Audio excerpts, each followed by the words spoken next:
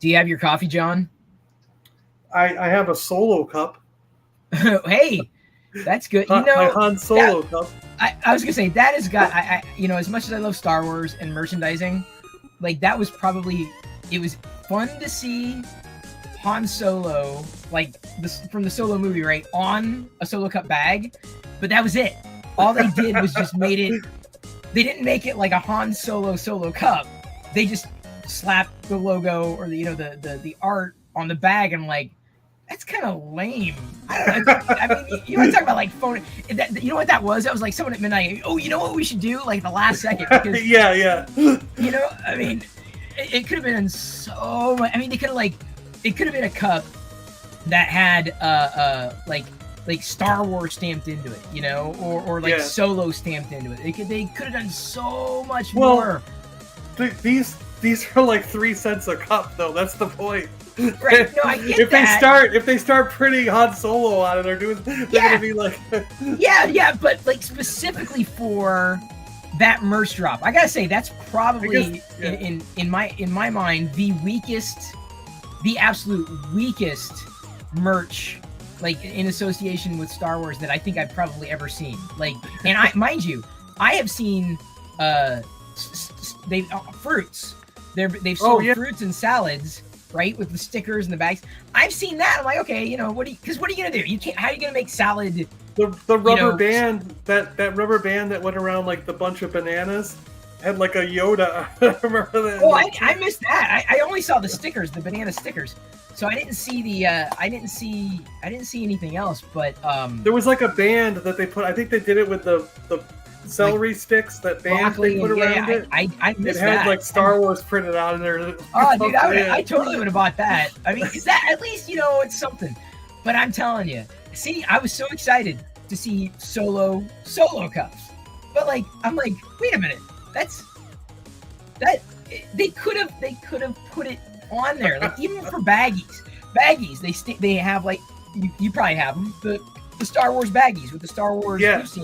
The Ziploc bags had print on it. Yeah. Bags. Yeah, I keep fingers in some of them. So like, yeah, that's at least, you know, they did Spider-Man ones too. You know, yeah, they've done it. Yeah. So Spider-Man, yeah, I'd imagine any of that IP. Hey, Disc 105, good to talk to you again, and thank you, Rerum Trading. Welcome I actually I like that name, Disc 105. I remember those days. So, I just got the new TIE Fighter game, but it's 12 discs. Yeah. Insert that was it. He's a fellow streamer, and we were talking at length last night about various things. But he makes a whole bunch of projects, technology projects that come together really nice. Disc 105, what are you working on, by the way? A1000, good to see you. Hey, and Chris. you too, Sean, by the way. Sean, hi. Either one of you are welcome to join in. I think I dropped the StreamYard link Did you pin it to the top? It's in the group. It's in Rum's chat. I guess I can put it here. Yeah, give me a second. I'm daring. I'm bold. I'll do this because here's the kicker. If I don't see a collection behind you, I'm not going to put you on screen. So. Oh, do I need to tilt this up a little more? So you got there you go. Okay. You got the cases. That counts. There you go. Oh, this is your Star Wars. Yeah. Oh, those are nice cases. I've only lit. The one has glass shelving. I got cut. I got some. I actually brought in the dimensions and got those cut so I could put the glass shelving in there and the light around it. But now I've got to do this case. I got to replace the wooden shells with the glass and put the lighting around it. And then what I'm doing is on the corners here, so rather than make doors that open up, what I'm doing is I'm basically stealing an idea. I saw that the professional case guys, they put like a magnet in the corners. They drill it and inset it. So I'm going to drill it and inset the magnet in there, and then put a magnetic tape on a clear sheet of plexiglass, so I can just slap it on the front. You know what I mean?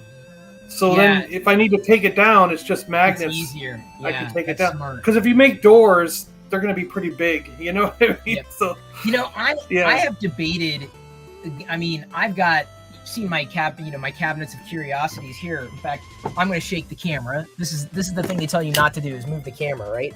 But like the only items that I have in cases right now are my vintage Kenner figures up there in the baseball bat cases above. Yeah, but you did the baseball else, ones. That's a good way to do it too, and just have them all in the line. Yeah. But I got them on sale from, I think it was Michael's or Frame. I can't remember where it was. But the problem was I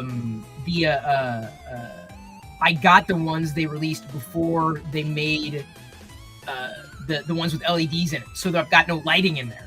Yeah, which sucks. And by the way, this is a strip. This is one of those strips you buy in that roll. Oh right. You know what I mean? And it. Yep.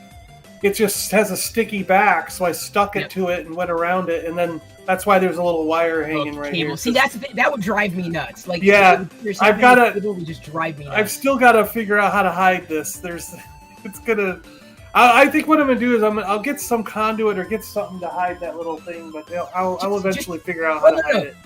It's a greeble. If you look at it like a greeble, right? Then you're fine. Like, it's not a big deal. Like, you just put a whole bunch of other stuff around it. So there you go. Yeah. It's like it kind of blends in like a greeble. Then you're good to go. Hey, Jason, good to see you. Dave's Dimension, you too, and Francie. Dave's Dimension, happy to have you here. And like I said, anybody here that's got a collection or wants to talk about what they picked up, or just whatever, you are more than welcome to join. That's the StreamYard link. I have the ability to control at least who pops in and who doesn't, so I feel better about that versus anybody being able to jump in. But I don't know how good your week was, at least as far as picking up new stuff was concerned, or doing new things, because beyond that, I did not have a great week personally. So, well, you've been dealing with the seal. Did you tell everybody what happened? I mean, or did that just go out to a few people? It may have only gone out to a few people. I probably should, in fact, screen share that.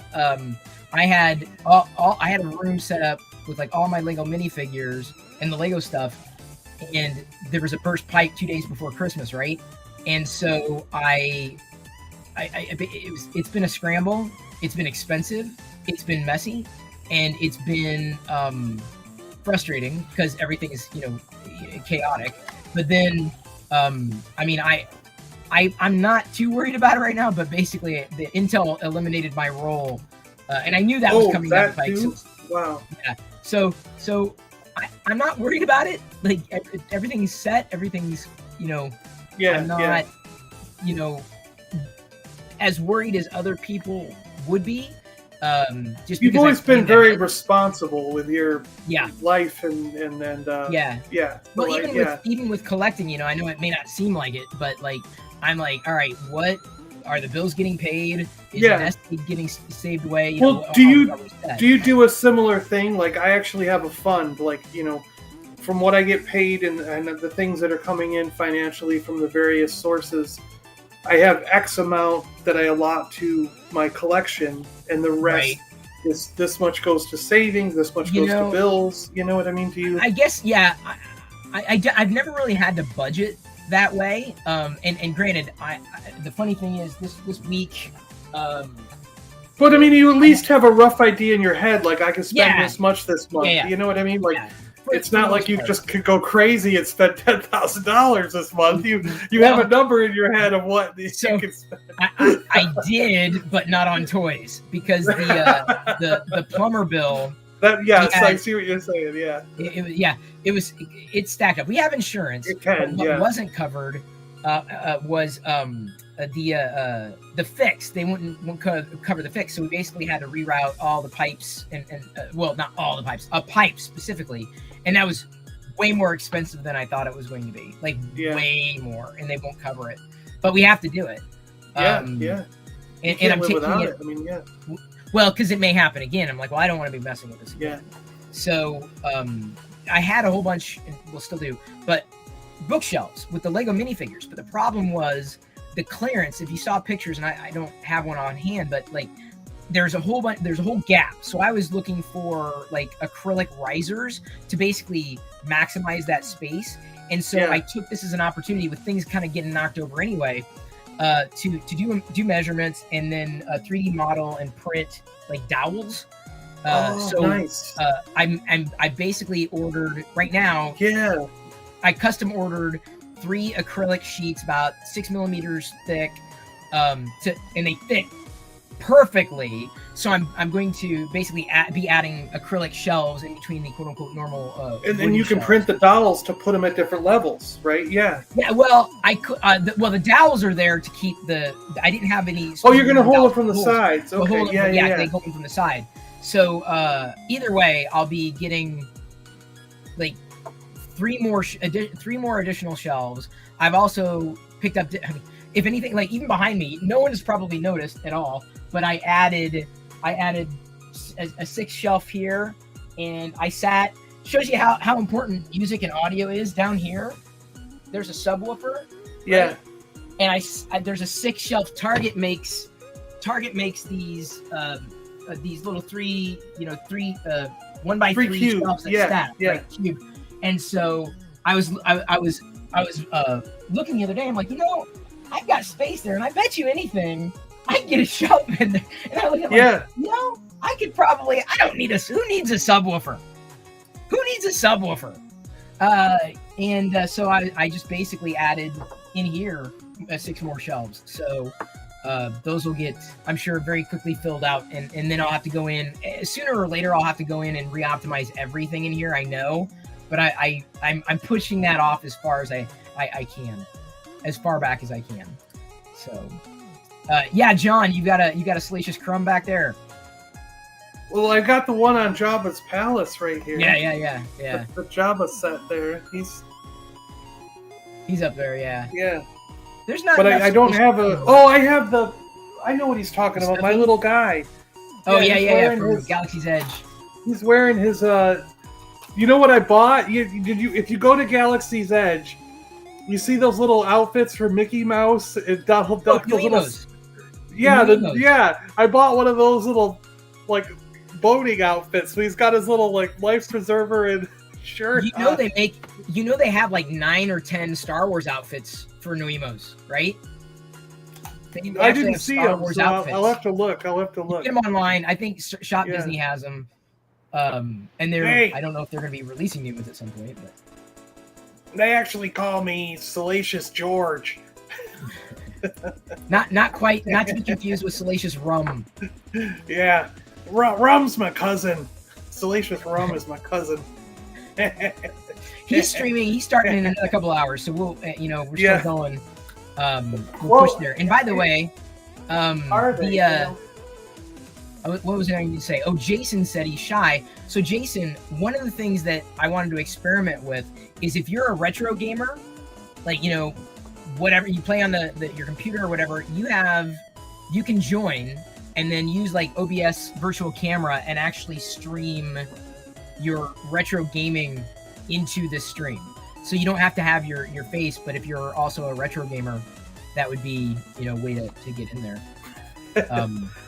I thought it'd be kind of fun to see kind of an arcade look eventually. So I'm in the process of kind of thinking through how to construct that in this channel, because I've been trying to do something on this YouTube channel for years. That's cool, yeah. But your couch looks like I love my Kermit the Frog. I love Kermit, and I've got the dark Kermit the Frog here too. So yeah, Do it. You can tell because he's got the mole. Yeah, the mole. That's the giveaway. And then we have. Did you see? Speaking of Muppets, the original Ewok, the vintage, right? Vintage Wicket. And the Chewbacca.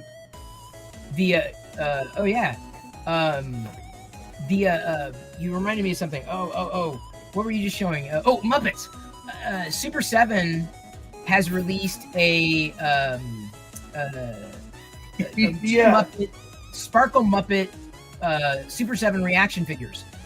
I think they've got, they've had the Disney license for a while, but I think they're going to be releasing 5 POA Muppet figures. They've got 2 right now that seem to be kind of special edition, but that would only stand to reason that we're going to see an actual Muppets series, which I've been, I would say waiting for my entire life.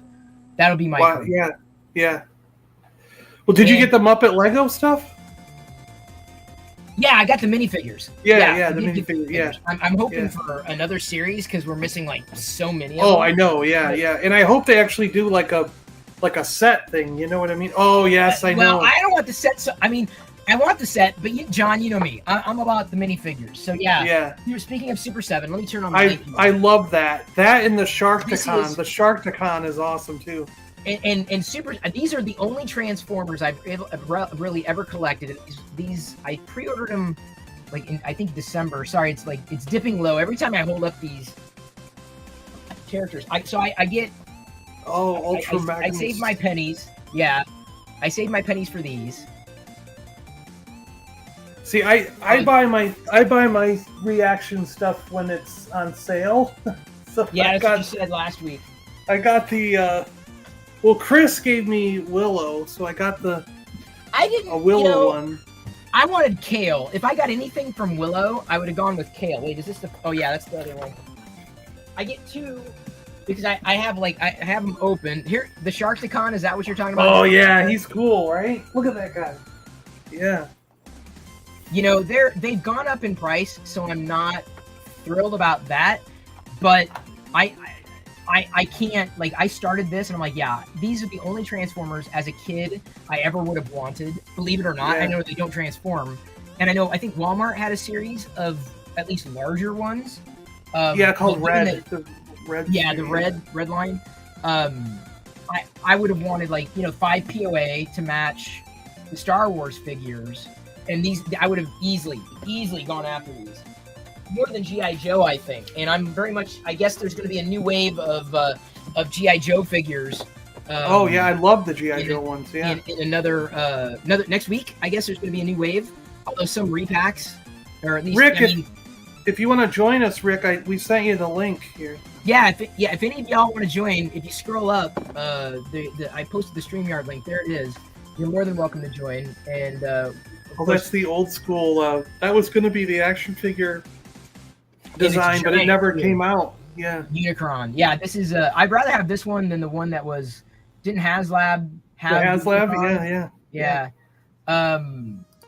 And again, when it's time, y'all are going to be going over to Salacious Rum's feed because that's always a fun time.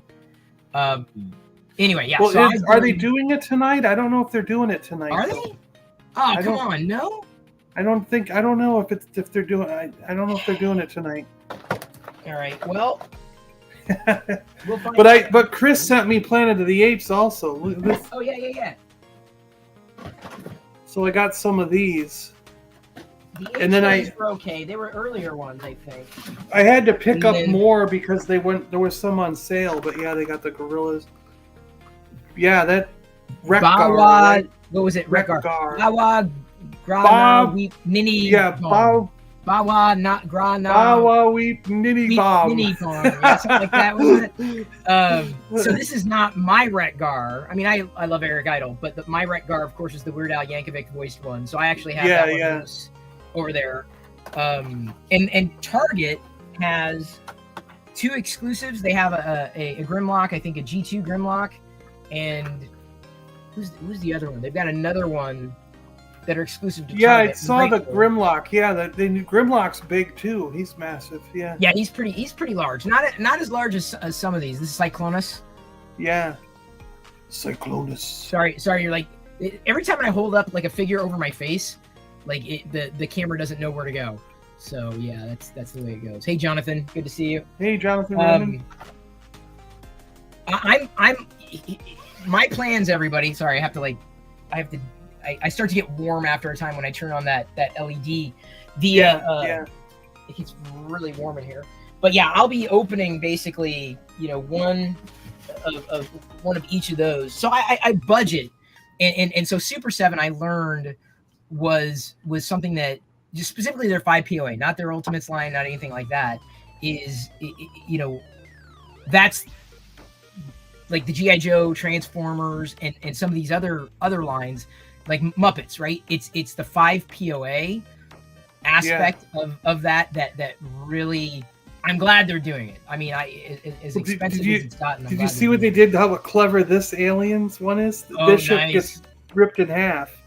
Nice, like he did in the movie. See, I didn't get the Alien. I was never into Aliens. It was too horror for me. If there was a show, it would be an hour 30.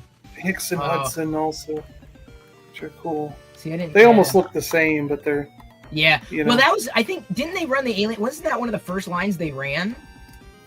Yeah, they did a long time ago, but these are more modern, more like updated. Yeah. Yeah.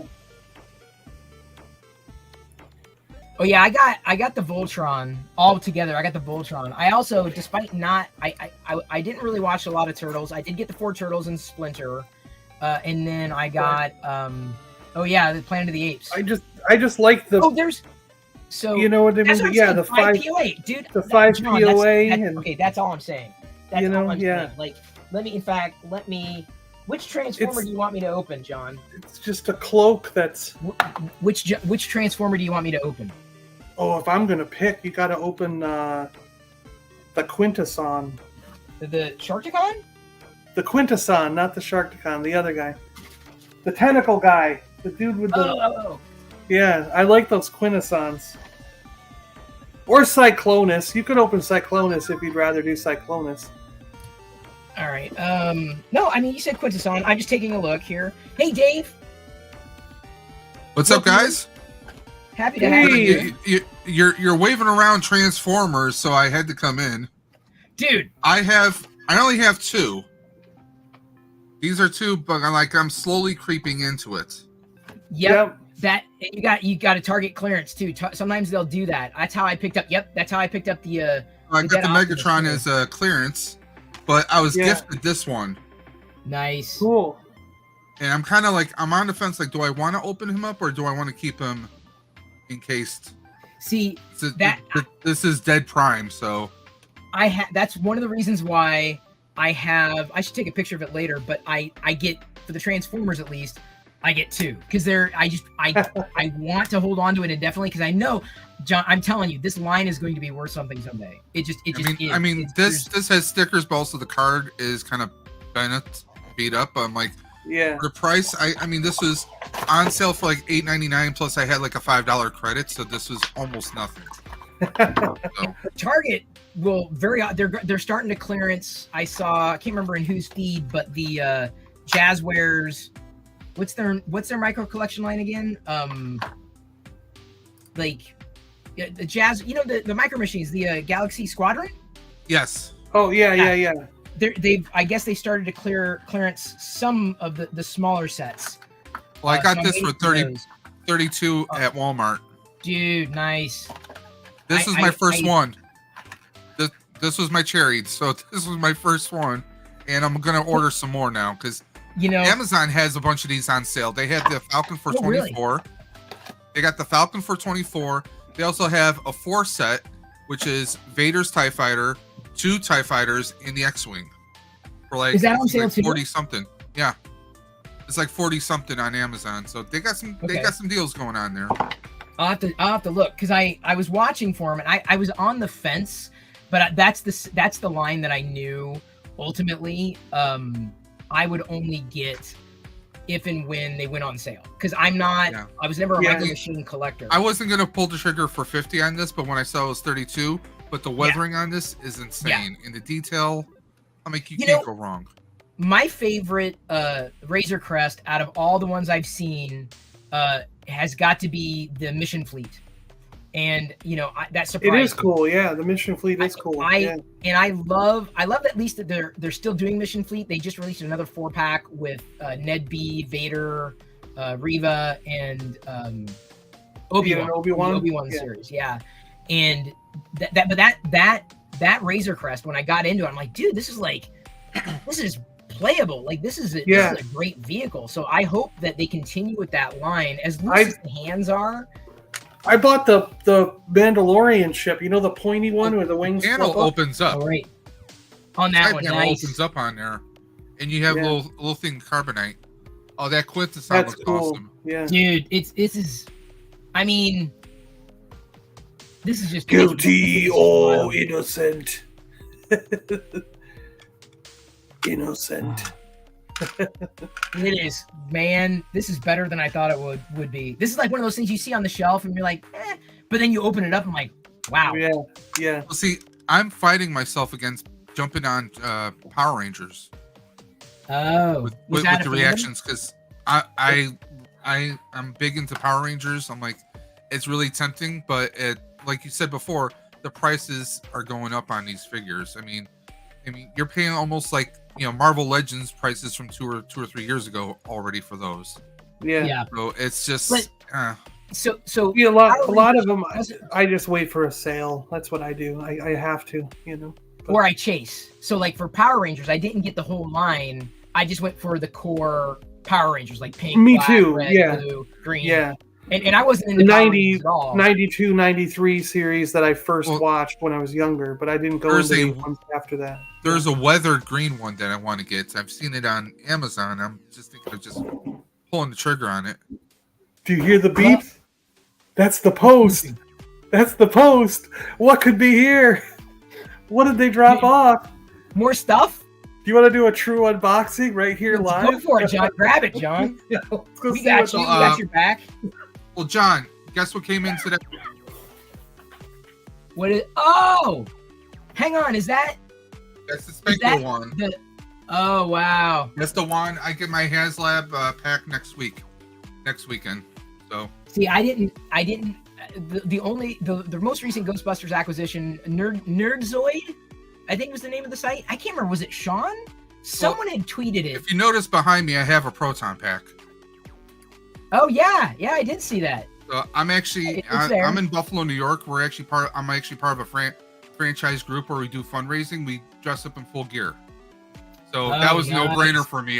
Yeah, I had to jump on the HasLab pack. I mean, a 1-to-1 scale for $400. You ask anyone in the Ghostbusters community, that's a no-brainer. And especially if you do it right, if like that's what you do. I'm not sure I could justify it, just because I don't. I mean, the closest thing I might put on a mask every so often, but not anything like that. Guess how much money and time I put into that pack behind me? Is that a custom or the one that you got? This pack right here behind me. That is basically, I bought parts from different places. I put it together myself. All in all, about $1,000. And how many hours? Lights and sounds. How long did it take you to build it, though? You worked on it for weeks, didn't you? Yeah, more like a couple months. Like you get pieces here and there. So I mean, it's 1-to-1 scale. It lights up. It sounds. I even have Bluetooth in there, so I can play Ghostbusters music right out the pack, which is great for cons. But yeah, so I mean, your average packet for 1-to-1 scale is going to run about $900 to $1,200 easy at least. So, and these are not lights. The HasLab packs I think are going to be like maybe 8 pounds maybe after everything is said and done. Wow. It's going to feel like nothing on you. So it's going to be great for cosplays or even for hanging up on a wall. You don't have to worry about weight. It's going to be very light, and you can just kind of have it in a case or hanging on a wall somewhere. There's a guy in town who actually built an Ecto-1. Like there's a working Ecto-1 in my town that I've taken video of, and he's also got a Jurassic Park Jeep that he drives around too. What town are you in? I'm in the Seattle area. Okay. No, because I know a few people who have some Ectos and they have some Jurassic Park vehicles. So maybe the same people then. Well, all right, here John, in Buffalo. Go. I'm sorry. No, go ahead. I was gonna say, John, you got your box. Are you itching to open it? I got. You see a number on the side. I got this box, and then I got a little comic Yeah. So this one. Want to see what it is? Oh, I can't wait to. This is gonna get opened. Oh, he's laughing already. There you go, Dungeons and Dragons. Who was it? Yak Face, I think, posted something. He got the same thing. Now, who makes that? Is that a? It's a Hasbro. It's Hasbro. Yeah. But I loved this cartoon when I was a kid. I thought it was great, and I got the 3 figures already, but I haven't opened them yet. But yeah. When I was on with Rick with Left Coast, Dark Lycan has Bobby. He got Bobby in, and he was showing Bobby. Yeah, I got all 3 of them already. They're in the other room. Yeah. So this makes it the set complete. Awesome. Yeah. See, I watched it, but maybe not as religiously. So you were saying I remember that as Saturday mornings. In Buffalo, you were saying in Buffalo. I didn't want to cut off that story. Yeah, I'm in Buffalo. In fact, we have. Now you mentioned about an actual Ecto 1. We have a couple vehicles, but they're modern vehicles that are done up as Ectos. Oh, neat. Okay, yeah. Like we have one guy who has a Jeep Grand Cherokee. He's got all the lights and gear on top. We have another guy who has a Subaru. They're permanently done with like vinyl wrap on there, so they actually have the Ghostbuster logo. That's their daily drivers. You know, the Ghostbuster set I did, it was a Nerdzoid, and Sean, correct me if I'm wrong, it was you. I swear it was you. Someone tweeted there was a deal where there was like they slashed half off the modern retro line of the Ghostbusters figures, and like the full set with the Ecto 1, Slimer, and some of the other things. But I was like, that's a pretty good deal. It was like over $100, I think, just a little over 100. And I picked that up right before Christmas. Yeah, I actually just sold a couple of my Spirit Halloween Proton packs I modified. Oh, nice. I just sold one of them, selling another one because I need to make room for the HasLab next week. Because that's going to take up space. So, GPK, as he was saying, Jeep Cherokee. Yes. GPK. So, I haven't slotted them yet, but I've got Chrome OS Series 5 that was released this past week. If there are any other GPK collectors out there. Yeah, I've got the Chrome too. Yeah. This Series 5 was just released. I always get them, like, there are certain people in the collecting community, like Avo or GC Laredo, as he's known, will buy, like, the hobby packs and, like, build up the chase, the borders. But I just go to eBay and, like, here, I'll buy the set for, like, $20-$30 and be done with it without any dupes.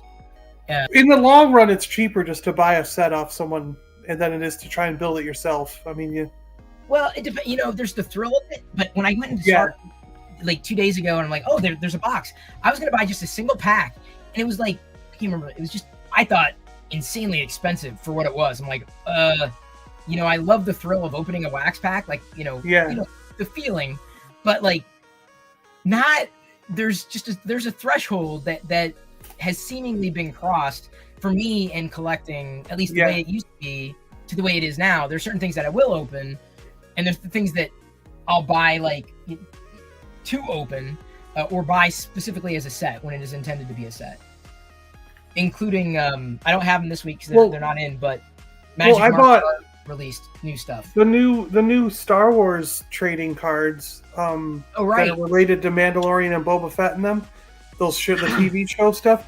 I bought 4 boxes that were like $20 each, so I spent $80 on these, and that was 40 packs. There's 10 packs in a box, so out of 40 packs I still didn't get a full set. I need like 3 or 4 more cards, so it would drive me nuts. In hindsight, it's like you can buy a set online for $20. So I should have just bought a set for $20 and looked at all the cards.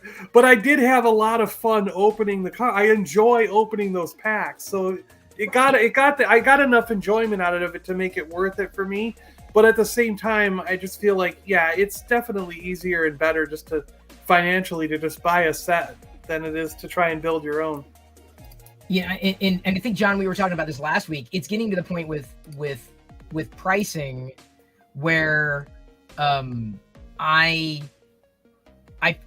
some cases you're better off. It's more affordable to buy a vintage item than it is to buy a modern item. Yeah. Like to the point where it's just like I'm kind of like, wait, what? Like, one of the things that I got, of course I chase Vader, which is dangerous because there's so much Vader stuff out there. But Funko released a die-cast pop. Oh my gosh! So wow! This is a Don't chase. tell me. they did a Yoda. If they did a Yoda, I don't know if they've done a Yoda. This is a Funko exclusive, but this is the Chase. So I ordered 2, hoping that I would get, I would get the normal Vader, which is just black, and it's die-cast. This is metal. You got 2 die-cast? So this is both of them would be die-cast, but I thought I'd order 2 to get the Chase, and to hope to get the Chase. And what I ended up with is getting 2 black ones. So what I'm going to do is I'm going to hold on to that second black one for like 5 years, and then on eBay, flip it. Not this one, but I'd sell the other one because it would no longer be happening. I can grab the other one too, but that's awesome. Though. Yeah, this is the Chase. The regular one is just black, die-cast, Funko exclusive. They also released, I can't really move the cameras easily, a giant Vader pop that is like the giant 10-inch, like the 18-inch, the 18-inch, or the hang on, yeah. Come on, go. Do I need to like recharge the battery on this? This is the electronic one, the one that's supposed to light up. I may need to like change. There we go. Oh, there it goes. Work for a second. There, like this one. So it like lights up and reads. That's awesome. So there's the larger version of that was also released, I think, as an exclusive, because I don't collect a lot of the Funko stuff. I'll just kind of like, not even really on sale. Sometimes I'll pass a lot of that, but like the Vader stuff is definitely a chase for me. See, I laugh because like what's happened with a lot of companies like Funko included is every wave used to have a Yoda. Well, now because Grogu's out, they've put Grogu in, but they're not doing Yoda. So it's like I find myself collecting a little bit less because I would get every Yoda item that came out, and then obscure things like I just got a Yoda can opener, Right. I think I saw that. In social. And by the way, the chase, I didn't pull the chase. I had to go to eBay. So the lesson was I shouldn't have bought 2. I should have just bought 1 and then gone to eBay to get the chase. Because it was like maybe twice as much. I'm like, okay, that's reasonable. Because otherwise, how are you going to get it? Yeah. Yeah. Oh yeah, original Star Wars pops happening. See, my Walmarts around here suck. In Seattle, they suck. Here too, in Buffalo. So the comics I picked up were nice. Dino Riders, issue 1, 2, and 3. I have one of these in my collection, but I couldn't remember which one. And I've been trying to hunt down through local shops, but I couldn't find them at all. And I had a couple local shops like look on the lookout for these Dino Riders, and after about a couple, like it's been probably like 2 years, and they're still coming up blank. They're like, I haven't seen any. No one's been selling them. They're like, so I just bought the bullet and found a place online that had them, and bought them off their website and had them shipped to me. That's the thing. It's not to the point. I have not done a toy run in over a year. I mean, it used to be. It was tricky enough to do in the first place a year ago, but it's just gotten to the point where, I don't have gas. I drive electric, so it's not so much the mileage, and it's not so much the time. It's just knowing ultimately getting to the destination and finding penguins or empty shells or nothing. It's discouraging. It's like I never find anything. Why should I go? And it's like you're trying to find other avenues to find stuff. Well, the other thing I grabbed in terms of the internet. The other thing I grabbed, which we'll be looking at tomorrow morning on my Sunday morning vintage show. So you know how tough it is to find the original Ewok battle wagon, and you spend hundreds of dollars on it, right? Well, I got the Robin Hood Prince of Thieves version of the battle wagon for $20. Whoa! Yeah, I bought it for $20. so it John, doesn't have it needs a catapult. I need a drum. Skull, so I need a drum. Supposed to be a drum. Yeah. Well, I have an Ewok battle wagon, but the only piece missing is the drum.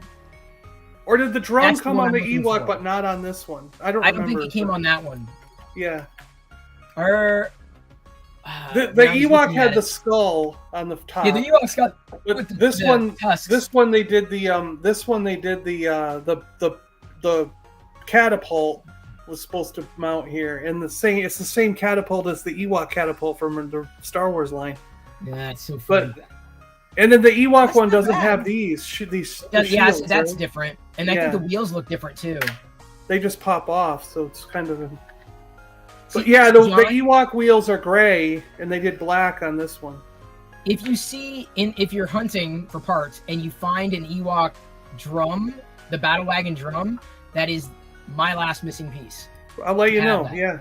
Because I do have to get a couple parts for this, so I'm gonna be parts hunting. So yeah. If I get a pile and there's a drum in it, I'll let you know. Yeah, like I'm absolutely. That's the one thing. I mean, it hasn't been bothering me too much. Dave, did you pick up anything else this past week or recently? Because I definitely don't want to dominate. I had sometimes when I go on eBay, I just see things and then suddenly I'm like, oh, that's a pretty good deal. So I love Garbage Pail Kids, and I'd never collected wacky packages, but they've got the miniatures, the wacky packages miniatures, and someone was selling these for it was like a really good deal for like 50 of them, and I'm like, So my eBay hack is I basically add add it to the cart or add it to favorites, and they sent me a private offer of 50% off. Offer, the deal. Yeah. So I'm like 50% off, 50 new pieces, Series 3. So this is Daffy baking powder. So they're like miniatures, right? The little mini brands, but they're from wacky packages. Not that I haven't been a completist, but I got a really good deal on those on eBay. They really wanted to get rid of those. And then my comic, if I had a comic pickup this week, they released Tales for the Rancor Pit finally. Oh, wow. So this is hardcover, Amazon. Hardcover, yeah. It's not extensive or anything, but sorry that my camera when I don't show my face, my camera doesn't know where to go. The little Wampa guys. Yeah.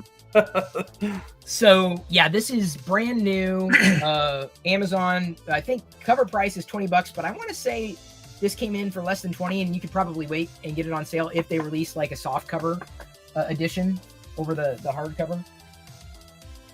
But yeah, that one came in. And then I finally got these two, the credit collections. Oh yeah, I haven't. Nice. I have not picked up a lot of. I mean, so a lot of the stuff that's showing up now, and y'all probably have the same problem. Pre-orders, and did I pre-order that? Yeah, I remember pre-ordering this. I almost never pre-order. Really? I keep having retailers cancel me when I do pre-orders. That's how it was with Wolves, with Axe here, the Wolves guys. With Walmart and everywhere, I pre-ordered and they tend to cancel on me, so I tend to just, hey, if I find it in a store, I find it in a store. I just kind of give it up on pre-orders.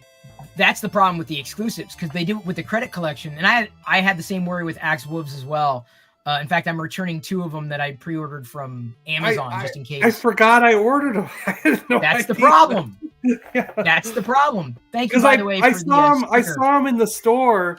And I was like, I don't really need this guy, so I just passed on him. And then one day he shows up in the mail, and I'm like, did I really order him? That's the problem, and that's the problem I'm starting to have with pre-orders. I was like, wait, did I order 2 of these? I don't remember. So I've really slowed down on a lot of my pre-orders, minus the exclusives and the vintage collection, or the Super 7 stuff that I know is eventually going to come, and I'm not going to get duplicates of specifically. Hey, Peaky. But yeah, it's good to see everybody here in comments, and again, I've shared the StreamYard link. Any one of you are welcome to join. And when Salacious, you doing your stream today? John wasn't sure, but I want to make sure I pass people over.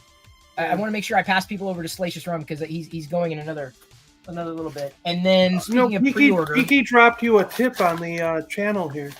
Yeah, Peaky, and I threw it up there, and I really you did. That. I missed it. Okay, yeah, no, it's okay, John. I appreciate that, because you help support the habits.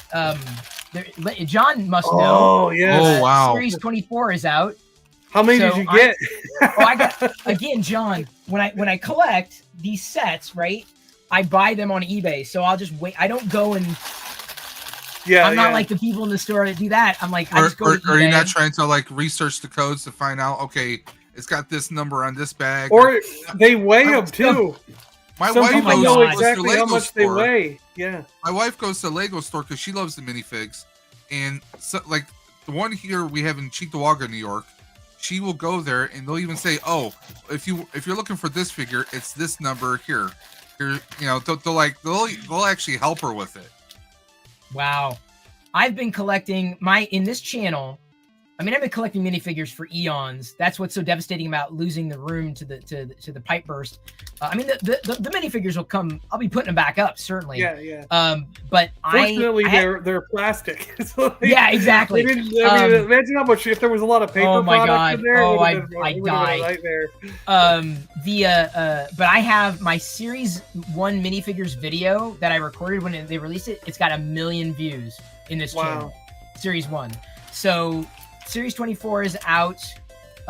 You have all the 24 series then? Oh hell yeah! I've got not just the 24, but they released the earlier ones in the specials too. Yeah, the specials. They did like a soccer one, or a football, whatever you call it, like Olympics football or soccer. I swear they did another one that wasn't a part of the regular series. Well, when they do they did the Marvel one that was outside Marvel the line and yep. Yeah, so there's supposed to be a Star Wars one coming. I don't know when, but I keep hearing rumors. I keep hearing rumors inside the company that there's a Star Wars minifigure blind bag series coming soon. So that the last time I went the bag feely thing, because I was like, oh, I'll just try to save some money, and ultimately John and Dave, the same thing happened. I end up getting 4 of one thing and not enough of the other, and I end up spending more money than I would have if I go to eBay and let somebody else do the work. So I'll do it. But some of them, like in this set, there's that space alien guy with the gray helmet, and then there's the space dude with the brown suit. There's an orc. There's an orc in that one. Baby. It's a baby. Yeah, and he's got the baby. Yeah, he's got the baby space guy. It's the brown. It's a brown minifigure space guy, and then the blue baby one is the baby space baby. I want a couple of those, you know what I mean? So I don't mind getting a couple of the space, and I want like 4 or 5 of the orcs, so I have a little orc army, So some of them in those minifigures, I like a couple series ago they had that red dragon figure. I think I ended up getting 9 of them. I got like 9 of the red dragon figure, so I got this whole army. But that's cool. Attacking a castle. There's some good army builders. Yeah. So if they did that with Star Wars, if there's like a trooper. Yeah, I'm gonna be like, so I got 20 of them. I saw those. I love those. I think I know a lot of people who are here. I think we know each other from collecting in the various videos and social. But I 3D print constantly, and just recently reprinted. These articulate. They're just different filament color, black and white. But the Scout Trooper, so they scale close to, here's just a vintage AT-AT driver, really close to, just shy of 3.75 inch, but they're like Playmobil style. So I reprinted that. I was going to say it looks like Playmobil. It does. And then he also, the artist released it's going to be difficult to tell because I'm going to do the series in Chrome, but this is Hunter from the Bad Batch. Yeah. So he just released the first of the Bad Batch series. He's got a Patreon. If you're into 3D printing, he's got a Patreon. Play Action Toys is his name, and he takes requests too. But for $5 a month, a new Star Wars figure to print every week, I'm in. Yeah, he releases a new file every week, right? Yeah. Yep, every week. So. And sorry, by the way, you have to wait 5 minutes I had the chat locked down to subs only because otherwise battling spam, it gets overwhelming and it detracts from the conversation. But anyway, anyone is welcome if you're a collector or want to talk shop. There's a StreamYard link you can easily join. Another thing, as I'm pointing out, I finally got around to opening the 3-pack Amazon Obi-Wan, Jawa, and then the Purge Trooper Phase 2. This is the vintage collection. This is awesome. It's somewhat upsetting that it's only in the 3-pack, but this figure, those colors are popping insane right now. Oh my god, it is crazy good. He had maybe 2 seconds screen time in Obi-Wan or Kenobi, but this is the first chance I had I had an option to see it up close and in person, and I am just absolutely in love because I love the troopers, I love robots, I love that kind of thing. By the way, here's Peaky Arrow. You're a little low on the mic. Oh, hang on just a second. So yeah, Salacious Rum, before I forget, he's doing the Lego Studs tomorrow. Tomorrow morning. Yeah, Lego Studs is happening tomorrow. So should I be saving opening these? Sure. Come on, Studs and open them. Yeah. Should I join? Can I? Do I will ask permission. May I join the Studs to build the minifigures tomorrow? May I do that? Do I have permission? I'm sure Rum would be. Because I won't invite myself, but I literally just got these. Well, you're not Vern, so I'm pretty sure you can get in there. Can you hear me now? Talk real quick. Make sure we can hear you. Yes, Peaky, we can. Okay, it's fine. My browser's going really slow at the moment, so there we go. All good. There we go. Nice to see you here. Yourself. Wonderful to see you here. Honestly, for a Saturday morning, I watched some vintage. My daughter comes in because I have cereal every Saturday. I kind of save it up. It's a thing for us. And she said, I want to watch the TV like you watch it, or you watch it when you eat the cereal, because I watch vintage cartoons. And so I was watching. I watched a vintage cartoon this morning too. I watched the Gummy Bears. Nice, because it's on Disney Plus. I was like, look, the whole they series. got these old, But she wanted to specifically watch. She couldn't wait for the commercials. She likes watching the old Saturday commercials because they're cartoons. Oh, you actually get like a. Yeah, I'll open a playlist, on YouTube, and they have it with commercials. So I would say, Peaky, the day is off, and seeing y'all here and geeking out and nerding out over new pickups and everything is just, I can't think of a better way of spending a day, honestly. You saying that, I did actually get something in the mail today. Woo! There you go. There you go. As long as it's not a bill. Yeah. What'd you get, Peaky? I got the Ninja Retro Morphin figure. Oh, nice. Oh.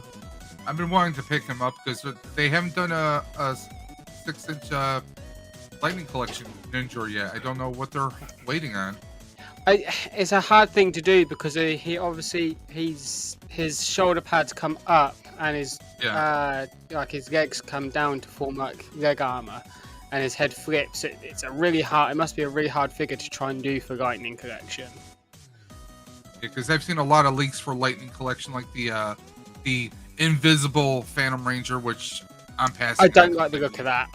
No, it looks like trash. Yeah, that's a pointless figure. But no, the Ninja will be going up on the wall with my other retro. There you go. Oh, nice. So educate me. When it's retro, is it styled like an original line? Because I was in college. So back in the 90s, they did have. They had like these flip ones. Yeah. I can't take those ones off the wall because I've pinned them fully to the wall. But these ones are a little bit. These newer ones. They're slightly bulkier. They would have the civilian head. And you could flip them so it was a morphing action figure. Yeah. Oh. Yeah. And the packaging is that 90s style. Yeah. Yep. See, I was seeing. What was I seeing? I was seeing I wouldn't say it was a debate. I think it was either, was it Pixel Dan? He was going on about Rattlor. I think there was it was different. The retro version of it was different from the vintage. Like there's something a playability of it. So did they change? As a corollary, right? Did they change the playability of the newer or the retro line of the Power Rangers compared to the vintage? I'm unsure because I haven't taken any of these newer ones out of the packaging. Same here. I can't confirm or deny. Yeah. So all of my other Ranger figures are out of the box because they're the Lightning Collection figures, and I like them out of the box. I got him a couple years back at a con for $10, and I've kept them in this case since then. Yeah, wow. I have seen these popped up at a few ollies like a year or two ago, but I'm not planning to open him up, especially now with the passing of the great one, Jason David Frank. I'm definitely not opening this one. Oh, you mentioned ollies. It frustrates me to no end. We don't have an ollies. Like, I mean, we lost Tuesday morning, so we no longer have that. There used to be good pickups there. Yeah. We don't have Ollies. And So your Value Village has shrunk down. Yeah, oh my God, Valley Village has been horrible lately. The most recent pickup that I found was luckily the vintage doll action figure Vader in pristine condition for like $7. But like, I haven't quite figured out how to make it work. But I'm putting this out there to everybody. Like, if there are things that you're looking for that I could get because I have stores here that you don't have, or you're looking for something, collectors helping collectors, I'm into that. Because there are so many things that I'd be like, oh, you're going there, or you have that. Hey, would you be able to pick up something for me because I can't get there? So I'm putting myself out there as also a collector willing to help collectors, because I've done that before and happy to. I've done it for Yak Face certainly a few times. Yeah, I wish things were a little closer. Like I'm 3 hours from Disney World, and I wish it was like I have a friend up there, Vinny, who's like 5 minutes away. He literally lives 5 minutes from Disney, and he stops by. Like later in the week, like Thursday, Friday, he'll stop in there on his way home from work and just check the stores and then run back to his car and go home. And I'm just like, Vinny, if you see the droids, grab one for me. Like, yeah, I'm trying to get a few people on the card, the blue cards. I'm trying to get a few people in Orlando to try and pick up some Disney stuff for me. And then it's hard. It's the Ollie's is like 40, 45 minutes away by car. So I'm always like, it's not a, jump down the road and go easy. I have to plan it and make a trip, I'm not trying to be that guy, but it's like 15 minutes away. I wish so much that there was one But right the thing near is, me. whenever I get to Ollie's, most of this stuff's picked over with. Yeah. I mean, like you see a lot of people posting, oh, there's, you can get these figures, and when I get there, it's like the same figures left, or like the little Legos. Happens, yeah. Like the Lego knockoff Power Ranger stuff, I was excited. Right. I go there and I see how small like the box is, and I'm like, "You want $20 for this?" No, I'll wait until they eventually knock it down to like maybe 10, and maybe I'll buy a couple of those, or maybe 5. It's like that's a lot like me. The town that I live in over here in the UK, I've got no decent toy stores. Like, they're all a good half an hour to an hour's drive for me, and I don't drive, so it's hard for me to go out. I've got to get everything online. Yeah. Which means then I've got to wait. Obviously, I've got to shop around multiple retailers to find the one thing that I want. Yeah. I don't drive either, so I sympathize with that. I bike ride and I take public transit. Are you in a spot with the buses or the train, Peaky, or not? Or is that not that easy? Well, at the moment, there's train strikes nearly every day, so you never know what's happening with those. They won't give a driver's license to Kowakian monkey lizards either. You know that? No, they won't do it. No, it's not wise, to be honest. Bob's a chauffeur now. See, Bob drives them everywhere, and he can enjoy. The thing is, we get quite competitive as monkey lizards. I like racing people, so everything becomes a bit of a race, and But actually, I'm a good pilot, though, Mr. Perillo. I would if you raced, you would beat me, because I'm very conservative on the road. I play by the rules. I play by the speed limits. Well, Super John can attest, because he has to cheat when he races me. Don't you, John? Tell him to press the wrong buttons. Yeah. He cheats. He tells me it's the wrong buttons. He says, I said, Super John, what's accelerate? And he says it's X, and it's really Y. Well, here's my controller. I don't know if y'all have Star Wars and that, but I got the special Vader one. Oh yeah. Nice. See, so, I got Bluetooth. I got the Series Elite with the the special buttons underneath with the extra paddles. So when I'm playing Call of Duty and that, it's easier for me to do my grenades and stuff. I'm not fancy. I used to have a Ghostbusters skin on mine, but I've stripped it because I'm trading my Xbox in, and I'm joining the PS squad later this year. Why? Well, a lot. Well, a lot of people in the community who stream are, they're doing games on PS5, and plus, I've been missing out on the Spidey games and a few others. So, I'm gonna upgrade from my Xbox One to a PS5 later this week. See, I still have and then he's got to mow the grass. I don't do as much console gaming. I've been wanting to do. I do a lot of PC. Like when it comes to some shooters, for some reason, shooter games I tend to do better on keyboard and mouse than I do on controller. Absolutely. Yeah. And it's just a weird. It's just a weird thing. Like there's some games I'm amazing on a keyboard. Others, it's like I can do pretty good on It's just it's weird.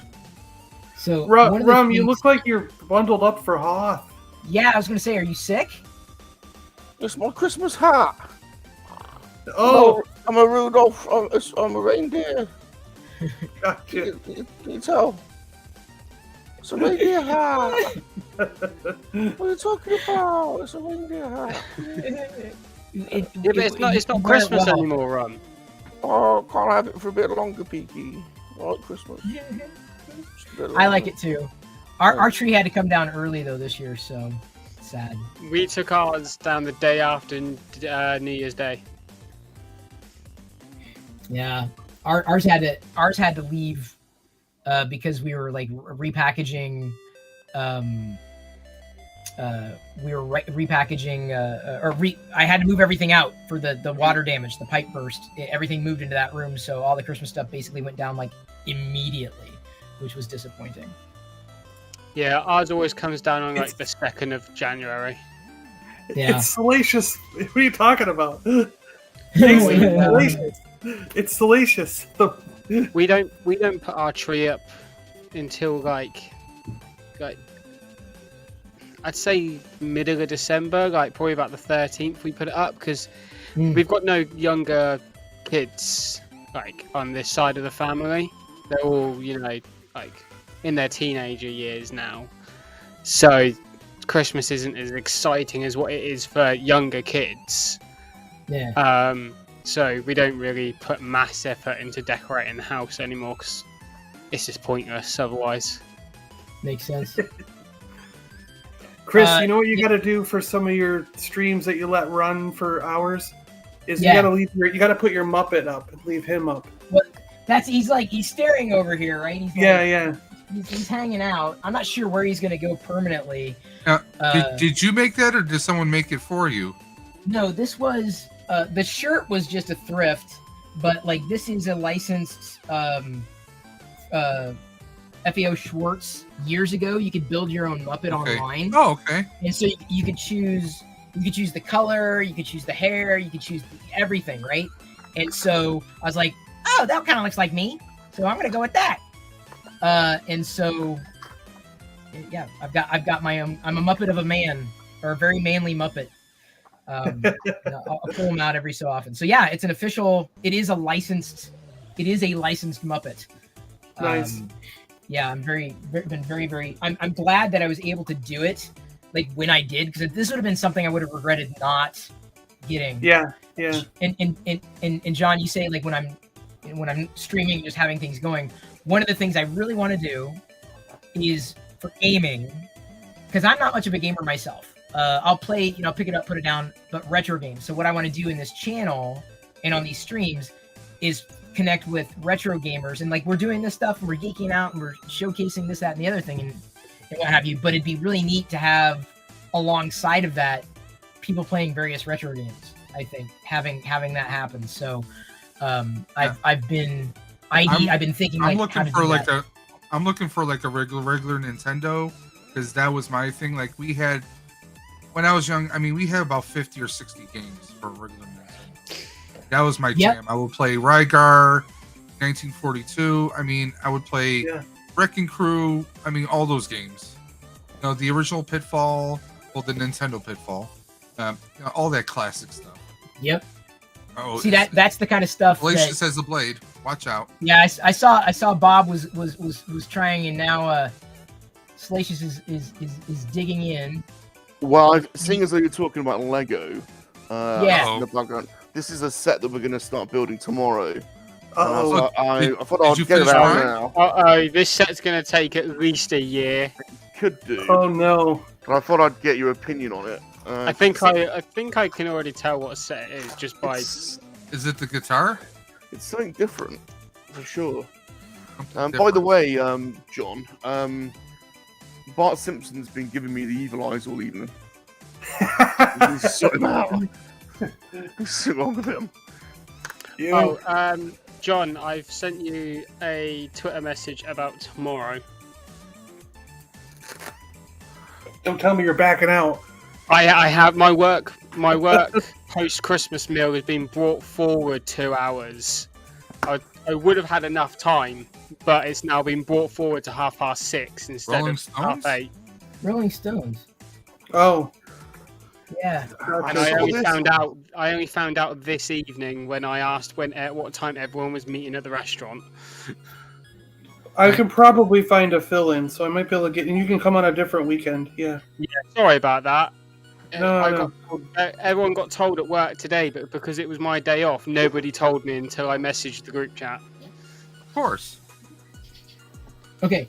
Yeah. Wait, hang. Oh, it's the I build up. thought- Yeah. I That's thought gonna it was take a Rolling forever. Stones set. I saw the tongue. Yeah. Trust me, I Yeah, never met a kinda tongue do. I couldn't recognize. Yeah, that's what I recognised from it as well. You know how many little pieces are in that? It's gonna take you Oh. forever. Nice. The problem is though, right? It took Bob a year to do Optimus, and he even cheated with that. So steady on, Peaky. How can you cheat? Like, unless you're like. I'll I'll be building one of these sets. I am Oh, slow. yeah, I'll be my honest. God. Okay, cool. So okay, y'all talk amongst yourselves. I gotta go prepare something. I've got I do Facebook sales and I've got to put something out for somebody. So I'll BRB. Y'all are in charge. Don't burn the place down. There we go. So, John, can you, as Lego's official that paid me? representative, can you help me understand how does this work then? Because apparently, it's also got Rolling Stones music. Is it some kind of juice? How do you? I don't know how this works. Is there a special app or something? Yeah, or something. Yeah, there will be an app camera on. Yeah, there'll be an app on the phone, and I do think you might be able to aim the camera at it while it's on the wall, and it'll start playing. Yeah, something like that. I thought this was super cool. This will So roughly it's be like like. Augmented It'll roughly be a reality trigger? flat. Yeah, it'll roughly be a flat art piece that you hang on the wall, like they show in the back there, like how it's hanging on the wall. Yeah, it's like the Iron Man one you can get, and like Yeah, you can get one there's- of like There's a the Batman one, and isn't there a one of Sith what? one with the Darth Maul and Darth Vader? Yeah. What I liked about it was it's not on a square frame. It's actually No, they the did lips this cut one. out, Yeah, so- different. Yeah, So I thought that was cool. nice. So how long do you reckon that's going to take me? a year. A year. No, there's a lot of smaller 6 pieces months. on those, but it's one surface. If you can lay it down, you'll do it like a puzzle almost. You know what I mean? So Bob, I have the maybe Vader two, one. maybe two to sections. Optimus. No, Chris, does your Vader one have sound? So you pop your phone over it, it plays like the Darth Vader theme or something. I don't know. I don't know. I never really looked. Oh, is that a 3D print I see? Oh yeah. No, I've been printing when I start running out of filament because I'm printing all the time. But I've been printing these. This is a Dark Trooper. It's red, obviously, so it's not exactly a Dark Trooper. But then a chrome, because I was finishing chrome, and so I had some black left over, so I've got a couple of Dark Troopers to assemble. Now you got to put them together, right? Yeah. It's straightforward. I've done it enough times. You could probably airbrush and make that red one black. Yeah, but I like it red. You know, it's like Okay. kind of having, it's kind of it's the filament. Like I've printed like various. You can if you have a 3D printer, you can print your own Chris Perillo action figure. I actually, you say that. I've actually, I've got myself my own little printing station because I got a 3D printer for Christmas. Nice. What'd you get? It's an easy thread one, so it's only a beginner one at the moment, just to kind of get me into the swing of how they work. And is Easy Thread the company, or is that like an Ender version? Yeah, I've never heard of it. It's a company. Okay, Easy Thread the company. Yeah. If you run into any issues, you can just drop me a line because I've kind of already got the hang of it. It took me a while to work out printing because I started printing on Boxing Day, and it took me about 5 days later before I finally got a finished print. Oh yeah. Don't you have to adjust the leveling and then the? I was constantly moving the bed, the printing bed up, and then I read online that spraying a small coating of hairspray on the print bed helps the print to stick to the bed. Or if it's not, there's glue. Here, there's glue sticks you can get too. Magic Goo is really nice. Okay. I love Magic Goo, and I'm printing Star Wars figures like almost. That's almost all I print, just basically exclusively the play action toys. And Left Coast was asking, has he done a Hammerhead? Not yet, but like that is one of the ones that I absolutely want to get him to do. Everyone keeps asking for a Hammerhead. I'm pushing him, and he's really good. His name's Aitor, and he's really responsive with feedback on a lot of this stuff. So because I requested like, hey, Bad Batch is coming up. Have you thought about doing Bad Batch? And then like he rolled out a Hunter. So I think it's a matter of time. To be honest, Chris, I've heard that there's quite a lot of demand for 3D printed monkey lizards wearing reindeer hats. It can happen. I can make the request. I think it can happen. I think it's possible. Yeah, that'd be big. I can see. He'd know how to model it. And I know he's done a really good job, so I will make the request. Yeah. The first thing I printed is my niece has 2 pet hamsters, so I printed her a hamster. Oh, that looks good. Nice. Yeah, I'm constantly. I've just got to paint it now, but I need to find out what color she wants me to paint it. See, that's where I stop. I think the last thing I really detailed and painted was the AT-AT driver figure. I don't do a lot of the painting stuff. I use different filament colors and then I'm good. I'm set. And by the way, I'll when they come for the pickup, I'll probably have to disappear again. That'll be, I don't know, at some point here I'm keeping the phone right there just in case. But yeah, so when I'm not buying Star Wars figures, I'm printing them. And I've got, quite an army, at least of the Dark Troopers, Astromechs, Stormtroopers, Vader, and then of course when he releases a new model that I really like, especially the Troopers, like it really looks good in chrome. Like it looks beyond fantastic. So I don't mind, having some of these characters in colors that otherwise you're never going to get, from Hasbro and whatnot. Yeah. And by the way. Oh, go ahead. I found quite a cool file of some figure stands for the Power Ranger Lightning Collection figures. Nice. So I'm gonna practice printing them off, and then I'm probably gonna use them because all my figures, as long they're stood up, but one slightest like my door shuts loudly or something, they all fall over. So I kind of want to make them try and stand a little bit more securely with some stands.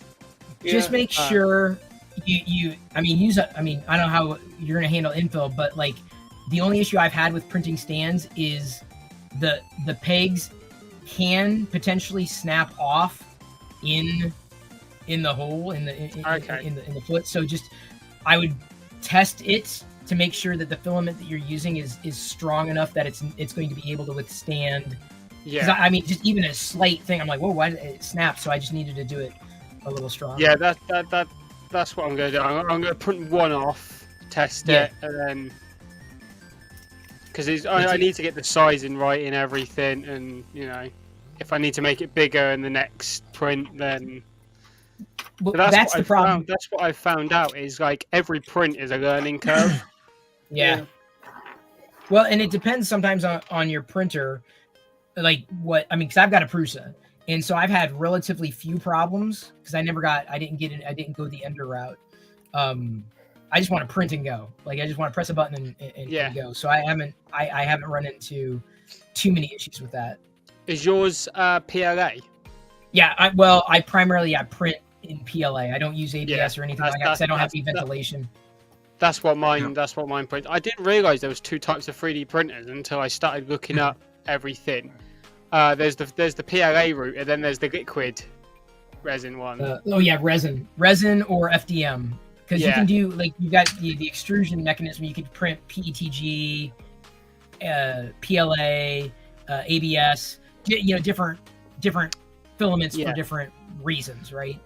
So, I don't do resin if only because of the fumes as well. I have a 3D printer, but I just need to spend time fiddling with the settings because I've tried to print things, but it just comes out very brittle. Like it's not a filament. You think?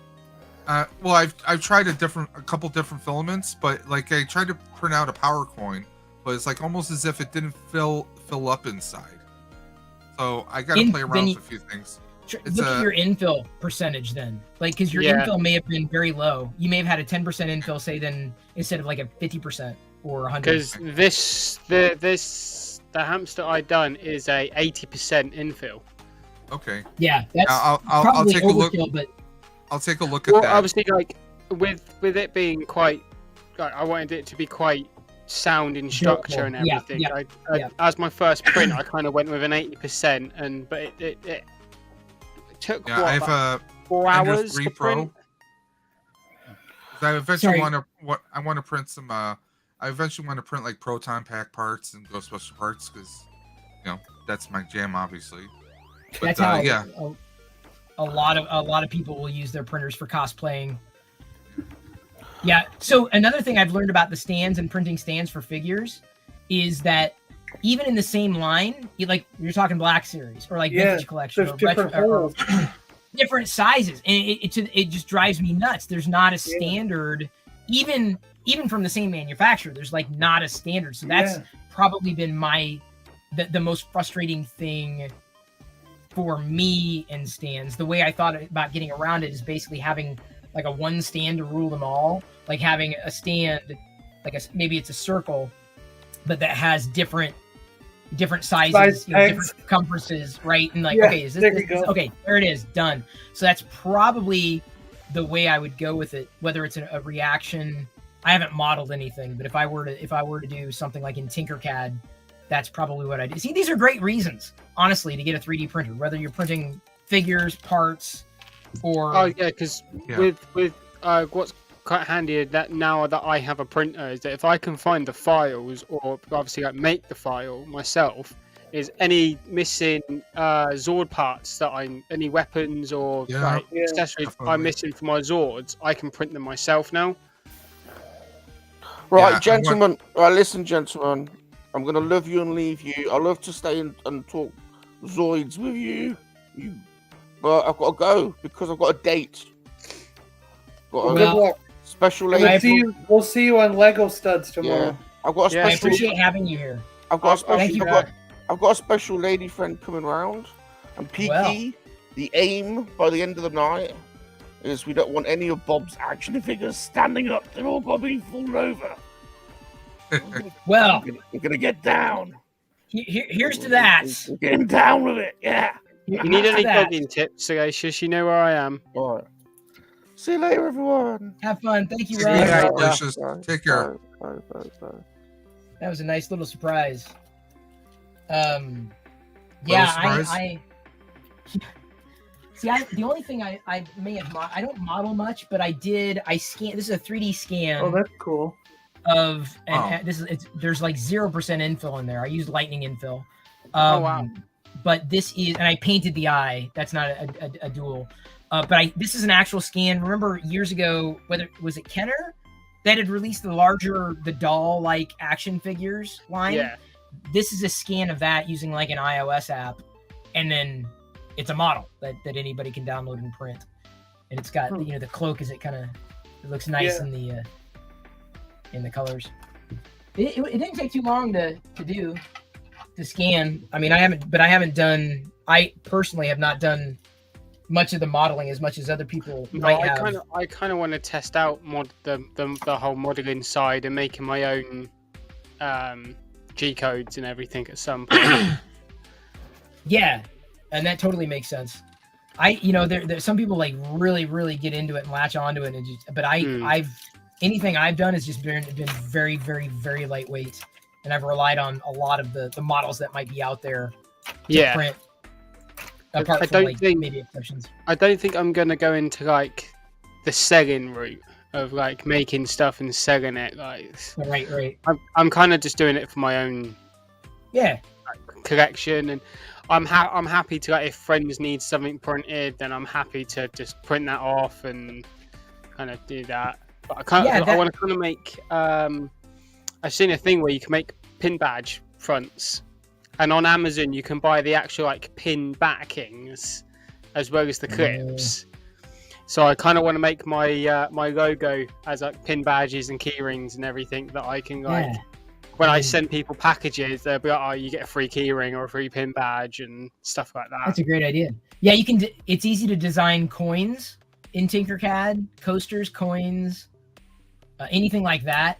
Yeah. Really, I mean, you don't need. I mean, you need some amount of patience, but like it's pretty straightforward to do in Tinkercad, and that's a web-based. It's a website that you can use to design in browser. And export an STL to print. What's the program that I use for the printing is, I've got it on this PC as well. Is Cura? Yeah, Cura. A lot of people use that. I'm not. Yeah. I'm there was one that came with. These all came on like the little memory stick card thing that came with the printer. Right. But it came with another one. It's called Easy something. Easyware. I was looking at that one, and that's what I did my first couple of prints with, and they just weren't turned. They were like either half printing and then failing, or the print would move from the mat. So then obviously it would start printing like the next part of the print back on the mat, and like things like that would go wrong. So I went on to Cura. And I haven't had it. Plus, it's Cura. I find Cura quite easy to use as well. Mm-hmm. Like it's quite easier to like make the model bigger, or if I need to trim it down a little bit or anything like that. It's a lot easier for me to do it with. See, John, this is why you don't want to get a 3D printer, because we'd never see you again. Yeah. I'm telling you, I'm telling you, you go down the rabbit hole, man. I've not downloaded any, but I've found I've just skimmed through websites that have files and everything. I've seen people posting files up of Lego bricks. I'm like, print your own bricks. I'm like, do not tempt me, because I would never buy Lego again. Well, yes, you could, but the quality, you can't come close. It's the quality that'll throw you off. That's the biggest problem. A friend of mine actually has the resin 3D printer. Yep. And he made me my own custom Lego bricks with my logo engraved on it. That's cool. I have 2 bricks with my logo on, and they sit on top of my. They are not putting them in any builds. They're sitting on top of my shelf as a proud moment that I have my logo on a Lego brick. It's always fun. Yeah, right now I don't know where I would put a 3D printer, so that's what saves me from getting one at the moment. I got one on my. It's right here. It's on my desk. It's like mine's literally so just small. over there. It's so small. Yeah, it would have to go right over there if I got one, but I would just have to move one thing, but it would work. But trust me, it takes over, because now I'm like, oh yeah, I'm looking forward to Hasbro's vintage collection Dark Troopers for sure. And I mean, there's absolute difference between the quality that you might find in a vintage collection figure versus the quality that you're going to get from a build your own. But it's still fun, especially in those in between times, like where I wish this or I wish that. Well, it just kind of fills that space. It scratches the same itch, or at least it has for me as a collector. I've downloaded, like, in the past, I think 5 days, I've downloaded so many files that I want to print. I found some quite, because me and my couple of mates are really into the game Destiny. Yeah. Oh yeah. And I found files for coasters of each of the classes, the Titan, Warlock, and Hunter. And out of the 3 of us that play it regularly, there's 2 Warlocks and 1 Titan. So I've downloaded the files, and luckily the files have the coasters have 2 files per coaster, so you can print in the base coaster, and then you print the actual like emblem for that class in a different color. So you should be able to, depending on your printer, you should be able to even institute a filament change. So if it's at layer height, you should be able to, and you should be able to do this when you slice it in Cura, change it. You can set it, and I don't use Cura, but set it so that at a certain layer height, it'll prompt you to change the filament, and then you change the filament. So you shouldn't, I don't know what the file is, or I don't know how your printer setup is, but you can make that pretty seamless. Okay, it's possible. See, I don't mind having to like print one half of it, change my filament, and then print the next file. I don't mind having to do that because my printer is plugged into my PC, so I don't have to go about of swapping the SD card or like doing all of that. Yeah, I like Ryan there. The Scrooge McDuck of Darth Vader's. So do you know your number 1 Darth Vader? You remember Scrooge had his number 1 dime. Do you have your number 1 Vader? Do you know what it is? Yeah. He knows. He knows his number 1 Vader. It's the vintage. So the vintage. It's a vintage, right? I received this as a gift years ago as an adult. This had been 2000. When was it? 2004? No. Yeah, 2003 or 2004. Someone gave me this out of the blue. Like I hadn't thought about Star Wars figures since forever. And it smelled different. Like opening it up, like, oh my God.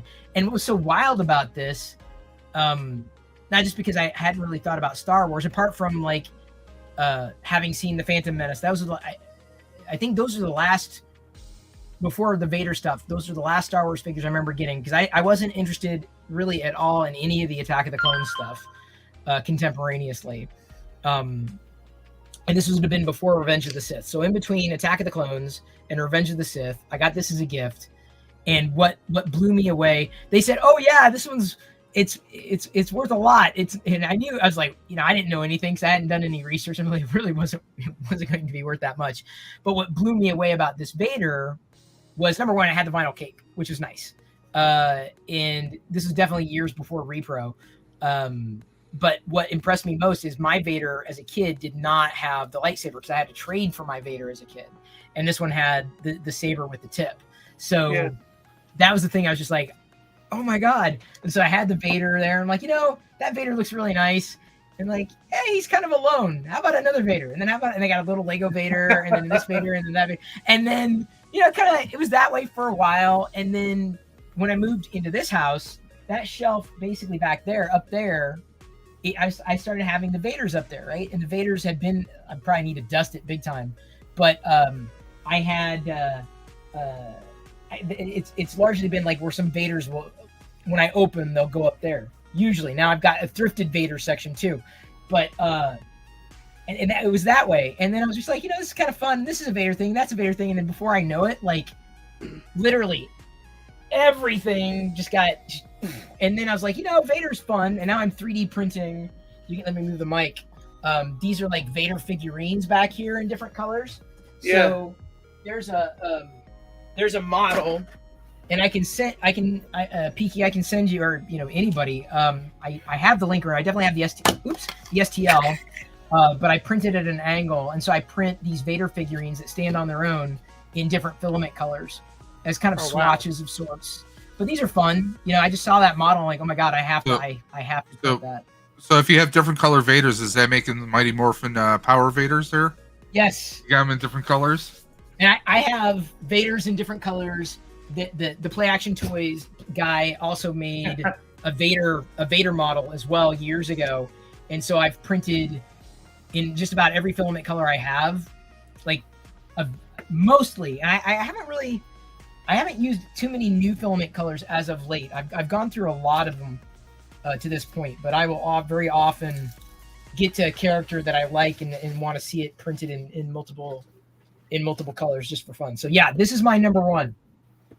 Even though it's not my Vader, my beater Vader, I think went to my daughter's collection of things, because I was like, I couldn't get rid of it. But. So Chris, you also had, like a lot of people, you then had a break where you had stuff when you were a kid, and maybe a little bit into your early teens, but then you stopped for a little while, and something like that brought you back into collecting, right? Yep. Yeah. Yep. That's exactly it. And it was that Vader. It was that Vader that brought me back into it, like interested in it again. Yeah. And then someone sent me a whole bunch of like Vaders on card that I opened because just to have the Vader figures. And I didn't really look beyond that too much at that time. And then I got Lego for the same reason, like what they call it the Dark Ages or whatever. Isn't that what it's called, the Dark Period or Dark Ages? Yeah, when there was no Star Wars stuff. Nothing.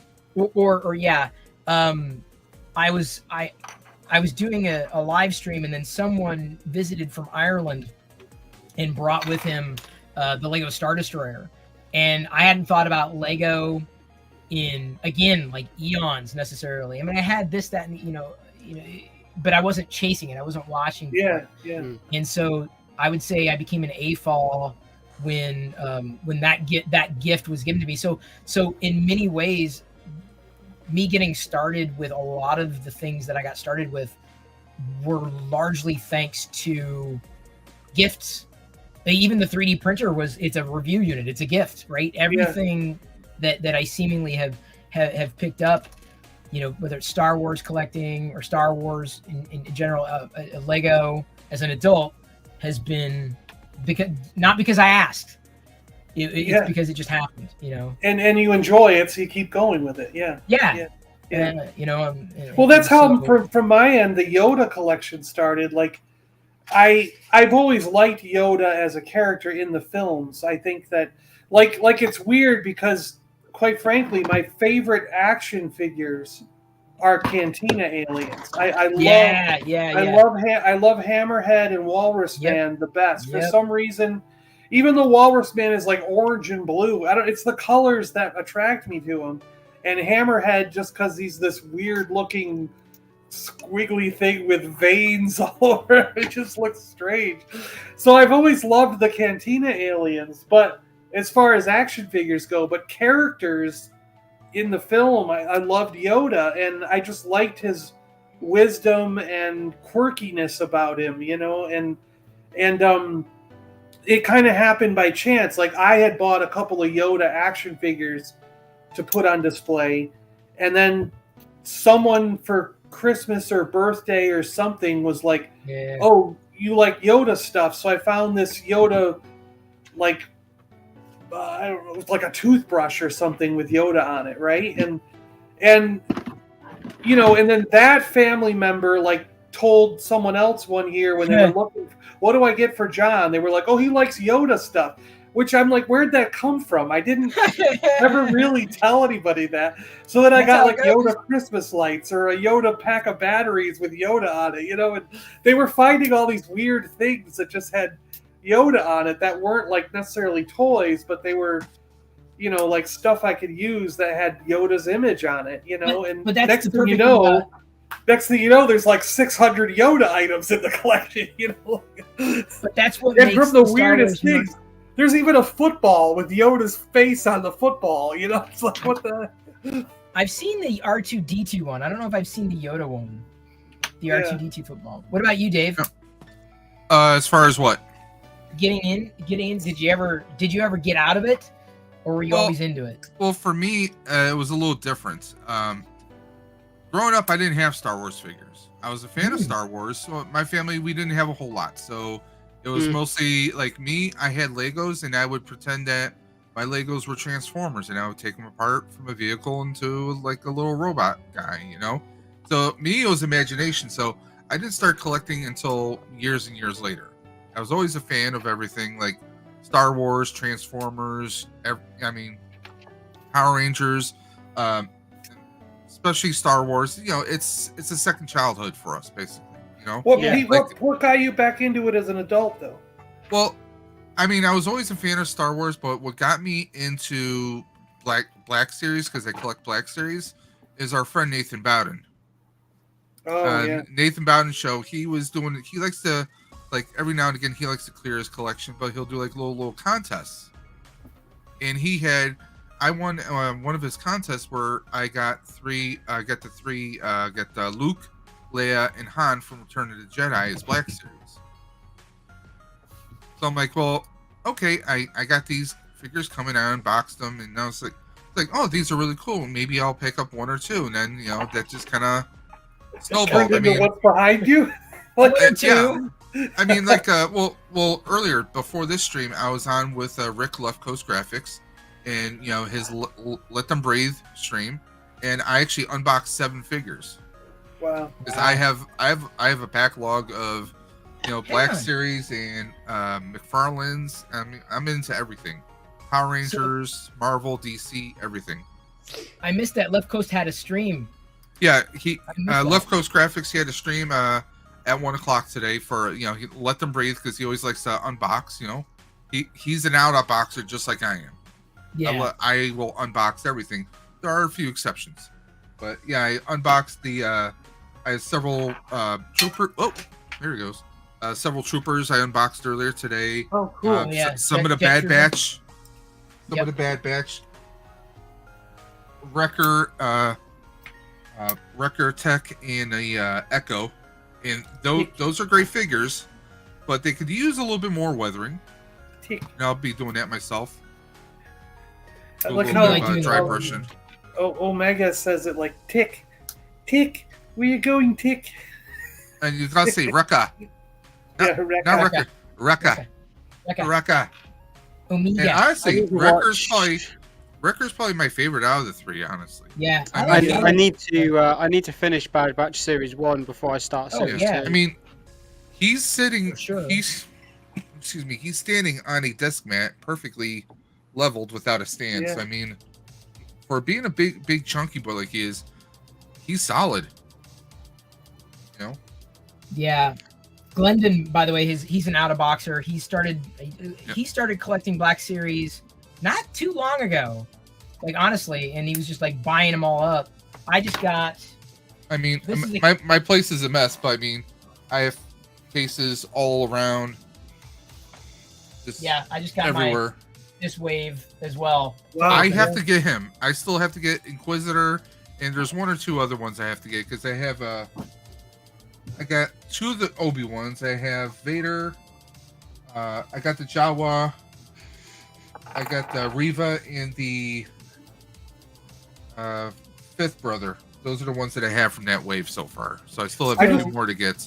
I just got the Jawa from is that the Kenobi? Yeah, the Kenobi Jawa, Teak or whatever. Okay. Yeah, that one was $8 at Target. It went on clearance at $8. So wow. I got it for about 14. I got this one for about 14.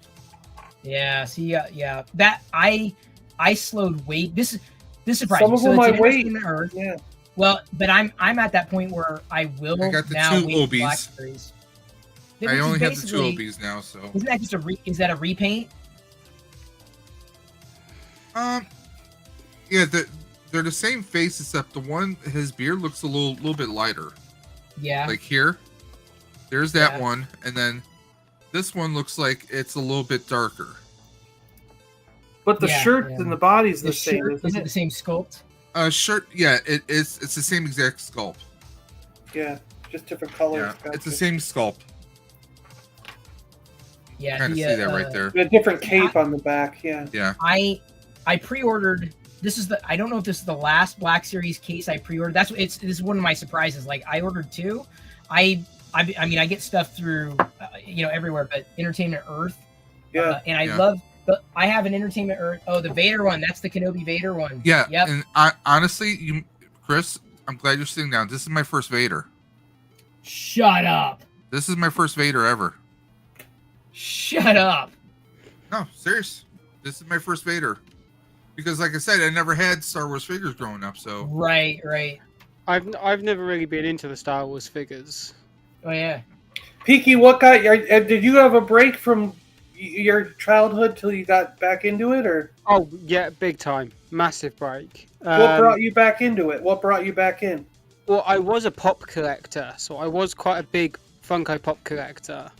So that's what started you back into collecting, was Funko That's what Pop? got me back into collecting, more or less. Yeah. I collected pops for about 5 years. Wow. I had over 300 pops, and then the pandemic hit, and I kind of got talking to new friends and like new people and everything. Ended up selling my entire pop collection on Facebook. Hopefully you got a good deal. I got my first Megazord since I was a kid, which is this first one on the end here. Yeah. The Dino Megazord from Mighty Morphin and Power Rangers. Did you go in on that Ascension Megazord? No, I'm not getting any of the Zord Ascension Megazords.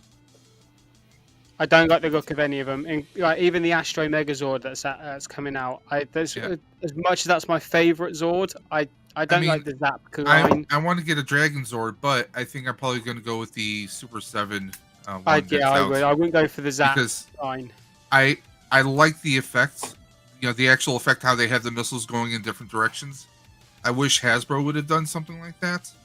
Hasbro's just, I don't know, theirs looks a bit off, so I'm going to get the Super 7 one. I got my first Megazord, and then I started slowly collecting the Megazords.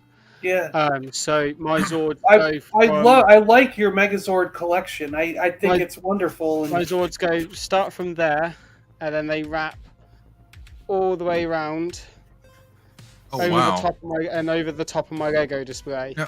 I think I only have 2 Megazord.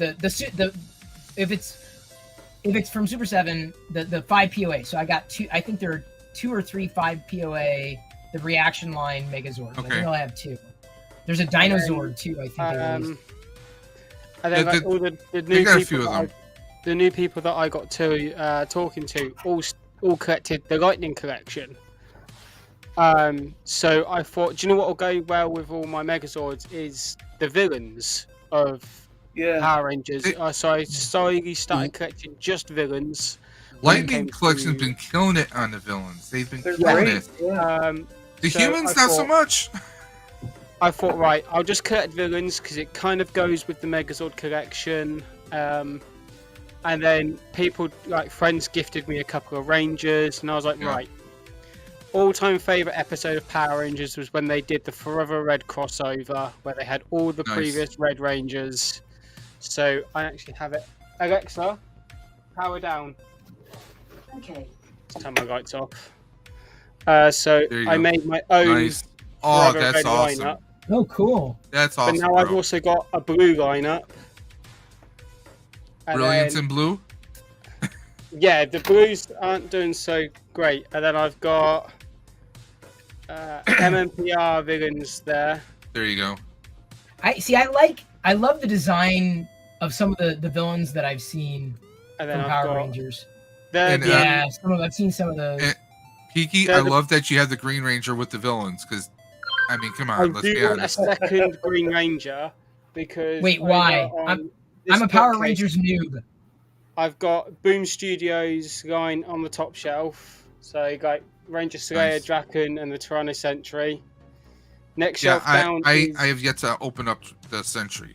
That's like my next one. The next shelf down is Auxiliary and 6th Rangers. So like all of the Magnet Defender and stuff like that. Yeah. So that's why I want another Green Ranger to go into that shelf. And then if my webcam will reach. I wish I would have done it like Dave and gotten white shelves in here, but had I known, I mean, everything's dark, so I wish. These are the cheap Target. These are the Target ones. Target, but like everything in here is dark. I had a black shelf in the beginning, but then I went to white because this room does not have a light fixture, so I have LED lights and puck lights everywhere. Yep. And then that's my Power Rangers in space shelf. So I got the Psychos, Astronomer, and a Cryptor. Do you have all the Psychos? The only Psycho I don't have is green because that was a US exclusive. But a friend is customizing me a green Psycho. Nice. So he's painting me one. I won't have an official one, but I will have a green Psycho. I love the Psycho Rangers. I thought they were awesome. The Turtles Shredder crossover with the Cogs and a Beast Morphers villain. And then I've got A Squad from SPD. Nice. And then I've got the other turtle figures down there. What was your favorite season of Power Rangers? Yes. In space. In space? Okay. In space. In space brought us the greatest villains in Power Rangers history, and that was the Psycho Rangers. Yeah. Gotcha. They're the only villains to ever come this close to fully defeating the Rangers, and in Lost Galaxy succeeded in the death of a Ranger. Green Ranger, though? Green Ranger didn't Green Ranger didn't cause the death of a Ranger. The Psychos did. True. I wish it would have gone that dark though. That would have been even more so. So yeah, in plus I because I was born the same year Power Rangers came out, so I was born in '93. So when I came about the right age to watch Power Rangers, I was in high school in '93. I was in college, so college. I was when it came to about second the right or third time, year of college at that point. When it came to about the right time of me being able to watch Power Rangers as at the right age, and that it was round about the Turbo era. So obviously went from Turbo to In Space, and In Space I think was the first season I fully watched to completion. Wow. And that's also the first time when the Rangers were kind of like they're on their own. They weren't high schoolers anymore. That's the first season we got with them not being, because Turbo was kind of like they're finishing up high school. Yeah, they graduated. They graduated at the start of Turbo, I believe. Yeah. So yeah, even then we had the switch over in like mid-season anyway. So, yeah. So I mean, let's face it. I mean, In Space was great because we never had the Power Rangers in space. No, where it was mostly solely in space. I mean, it says in space, but they were on Earth more than anything. Yeah. I barely saw the Turtles. I was in high school with the Turtles, and I knew of the Power Rangers, but like I never got into them ever. Like there was just nothing about it. I was just the wrong age. I feel like I had already You had to mention Turtles because I'm sure Peaky will remember the very bad crossover. Because during that time they did a Ninja Turtles TV show, live action one, which wasn't that well received. Yeah. It wasn't that well received, but they did a crossover with Rangers. I was gonna say 3 seasons of that. I think it might have been, like 2 or 3 or something like that. Yeah, it wasn't a very, like you said, it wasn't a very well received show, and they did a crossover. And they recycled everything too. Yeah, I think I'm gonna say the 4th or 5th episode of In Space where the turtles came into it, and it was bonkers. Yeah, but if you remember Ninja Turtles Next Mutation, remember the yellow Hummer they drove? Yeah, they used that same Hummer for Lightspeed, if I remember correctly. Yes, they do. There is the Hummer. They because it was a Saban show as well, I believe. The Next Mutation. Yeah, they all were. So they just reused what they could, because obviously with Power Rangers it's an adaptation of Super Sentai. So like when they brought it over to American and Western Europe audiences, they just used whatever props that they had left. Because a lot of the times in early seasons of Power Rangers, you'll notice they'll reuse monster costumes, but they call the monsters different names and stuff like that. Yeah. Like you said, one of your favorite episodes is Forever Red. They brought in the big bad Beetleborgs. They had the Beetleborgs in it, yes. Beetleborgs? Yeah. There was a show on Fox. Yeah, I remember Beetleborgs. Yeah. So I gotta ask though. I wanted to I didn't want to cut off the Power Rangers. Yeah, no, the Power Rangers. I was learning stuff. Yeah. But me too. But I gotta learn something else here. So you were using a torch on some of the parts when you were taking them out. Now, are there little filament ends that you were kind of burning off, or? Yeah. So okay. So I printed this, even though I didn't probably need to. I printed this with the pieces with the. See, now look, I've got 2 new legit dark troopers, right?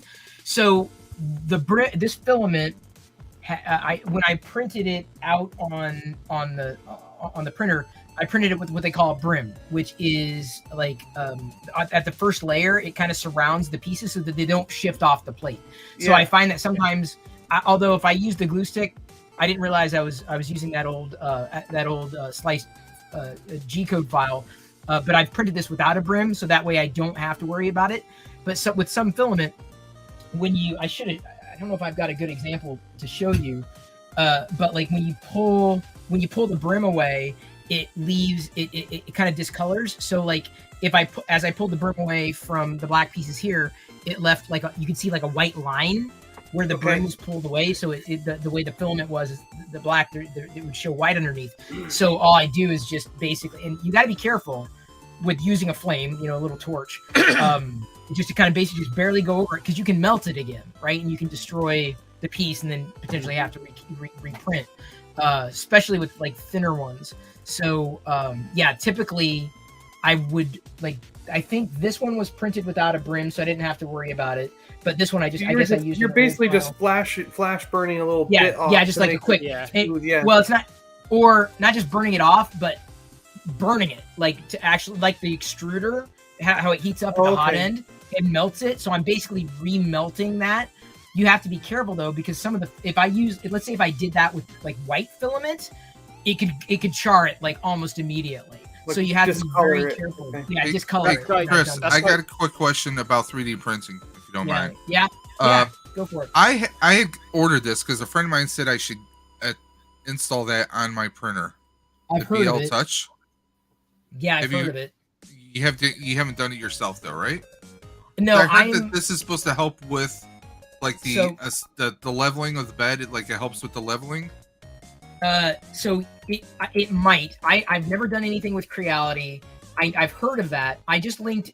So I operate. In April, I basically started a new Twitch channel. It's 24/7 3D printing.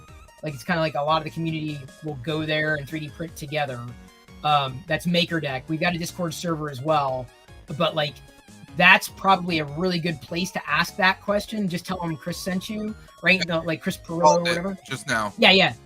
And so that it's 24/7. Like there's always someone there, and if someone doesn't have an answer, the Discord. Yeah, they got a stream with like 10 people on there right now, all printing stuff. It's 24.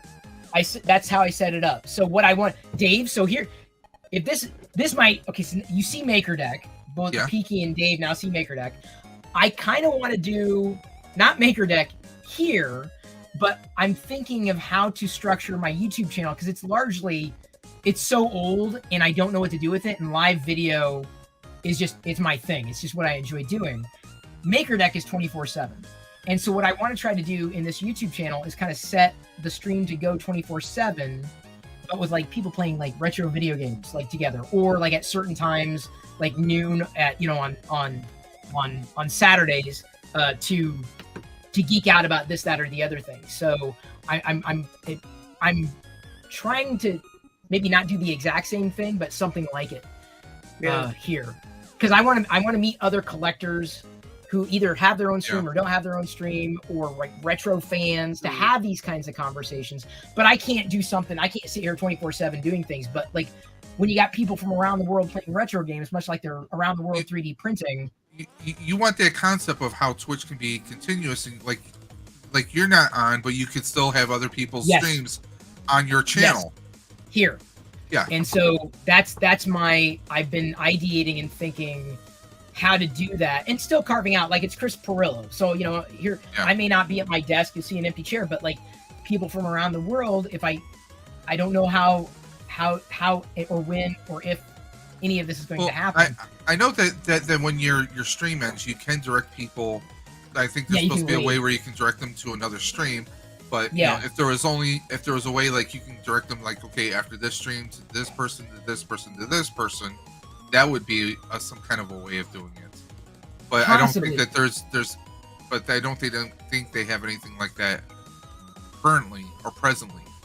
Well, YouTube does, though. For a 24/7 stream, No. there's no point. Yeah. But like for this week, I had a stream going for like 4 days. This stream for like 4 days, just going, and largely I was on mute at my desk, and that's where I was like, okay, well, like with MakerDeck, with 3D printers, doing that thing on Twitch, I thought here it'd be fun to make it more of a if I could. And I don't know how it's going to happen because I'm not as connected to that community, but I'm not saying it's a 24/7 collector talk because I don't think that's practical either. Although that would be fun. I don't know how many of them necessarily exist, you know. But retro gamers for sure. Yeah. Yeah, it's like you're saying, like with the retro games I mentioned before, like I would love to get like a classic Nintendo. But the question is how, like, I'd have to figure out a way. I'm sure there's some audio hookups, like with probably 5 different adapters, where we can get the feed captured from the because the old Nintendo, all you had were the basic RCA hookups. That's all we had on there. You know, onto a channel 3 or 4. I have an Elgato, capture thing that just goes. Yeah. Elgato, it goes from any of my retro systems, and even HDMI. It does the RCA or the HDMI, whatever you want, into the Elgato, and then from the Elgato to the computer. Yeah, I'm looking at a proper capture card because I'm using like a $17 HDMI to USB little dongle that I got off Amazon pretty cheap. That's all I ever use, but I'm going to be planning on getting a PlayStation 5 soon. So I mean, I want to kind of up because I sold my one Proton pack. I just sold for like $354 shipping to one person. I'm selling another one, so you know, with money I get from that, I'm probably going to use towards like an Elgato capture card, just kind of update things a little bit. Yeah, mine was my Elgato capture deck was around. It's got little buttons. Like I have a little deck thing. An actual deck. You can program the buttons. Like one button's for Twitch, one's for Twitter, one's for Facebook Live, and you literally can just like if I want to go live, and there's software on the computer that came with it, but I can have the live stream software running. And if I want to go live on Facebook, I can literally just click the button on the deck, and it'll add the stream to Facebook. And if I click the Twitter link, it'll post a Twitter thing. You know, so there's a way to, but it was around $100 for this package, and it'll do all the way up to it'll do all the way up to HD with the like 1280p or whatever it is. You know, Yeah, because I mean, I have an Elgato webcam or the face cam, the first one. Yeah, I got it for around $99. There was a sale on Amazon. Yeah, I timed it just right, and I love that camera. See, this is an iPhone. I'm using an iPhone as the webcam. Yeah, I've got there you go, Kiki. I've got the Elgato as well, but I haven't set it up yet because my lighting isn't great here, so I need to get a couple of. See that mount? That's what I use for my iPhone. Yeah. But Pinky, shouldn't that new camera help with the lower light? Like to be able to compensate? I'd imagine it's got a larger sensor. Yeah, but I also need to get because my light is literally in the center of the room here, and I'm right tucked away in the corner between everything. So because the light is behind me, I need something. Yeah. Kind of just See, I use. I mean, I've got an Elgato. I've got a light here, like a kind of more of a side light than a key light. But like, I use what they call re-incubate camo on the Mac or or Mac iOS, Windows or Android, and it will mount basically your smartphone as a webcam, and then you can go in and adjust the all the lighting and et cetera, et cetera. So you know. If you have an extra smartphone, and this is I specifically bought this iPhone specifically for that. I have this little mount right here for my phone, so I can use my phone as an overhead, and I'll use like can't think of the like Ecamm or something like that so it streams to my computer, so it records that way. So yeah, I've done that plenty of times. But you know, a lot of times my Elgato does pretty well. You know, and I just keep the little window open for it so I can readjust and zoom in, zoom out. So A lot of my content I make on the channel is done by my phone. Like, all my shorts are recorded on my phone, and all of the Megazord reviews that I've been doing are recorded with my phone. I just have a lapel mic that I clip on and use that for audio. Because then my little recording space is over in that area. I have got a table, a light box, a spinning turntable that I quickly throw all together, pull up my tripod, grip my phone onto it, and then I start recording. Yeah, because I got this on Amazon. This little clip. This will mount to any pole, tree, bookcase, like I use it right here. It's on there, and it won't move. It won't budge. Holds my phone. Yep. I love using that, but like with Peaky, you were saying about like with lighting. All I have is LED lights in here. I do have like a cheap Walmart lamp in the corner, but if I hit my lights, I have a ring light right up here. So if I turn that off, I mean it's just I'm using just LED lights in this room. Oh, okay. And like you saw like. Much. See the difference right here? Yeah. And I just have this as background lights. I mean, these are all Walmart little puck lights.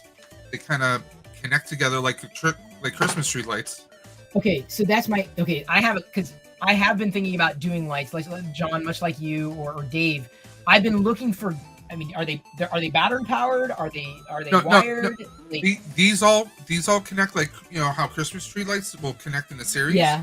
Then you plug it into an electrical outlet, and that's what this remote works off. But don't you have? I mean, don't you? You're running cable then. How do you obscure the cable? Well, actually, I don't know if you can see. I have holes. I have a hole here. Yeah. And in some areas, like the ceiling, up there, I have white duct tape. Okay. To try and conceal it. Yeah. So I mean, like I've used gaffer's tape. I've used black tape. Like you have those dark cases. Unfortunately, that's the only way they've been able to do that. Until they come up with like a. I have like in. Well, I had battery powered puck lights before, but trying to recharge them all the time. It's crazy. Yeah. So that's where, but I probably need to route like white light. But like I said, the issue is stringing it, obscuring it, and how many outlets do I have? You know, because I've got this case, which is disconnected from that case, which is disconnected from that case. So I'm like, it wouldn't be, unfortunately, it wouldn't be practical. And I only got these bars. It was an Amazon. These bars, multicolored bars, because when I was streaming and this was behind me, I needed it to pop out, you know, just a little bit more. That's and like so. On my lightning collection shelves, I've got lighting LED strips. Alexa, it's morphing time.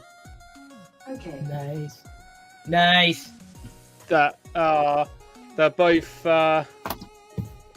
Alexa controlled. Which the Lego City that I'm kind of creating over there is going to be Alexa controlled as well. So I'll say like enter the multiverse. And my whole Lego display will then light up. Nice. So I think I like the idea. I wish I could find a decent battery powered LED strip, because I think that's the only way I'd be able to do, like, because it had to go like across underneath each one of these things, but it's just not. It's not practical. Because with my lighting, instead of being like on the shelf, on the bottom of the shelf, like you're saying, mine are all behind.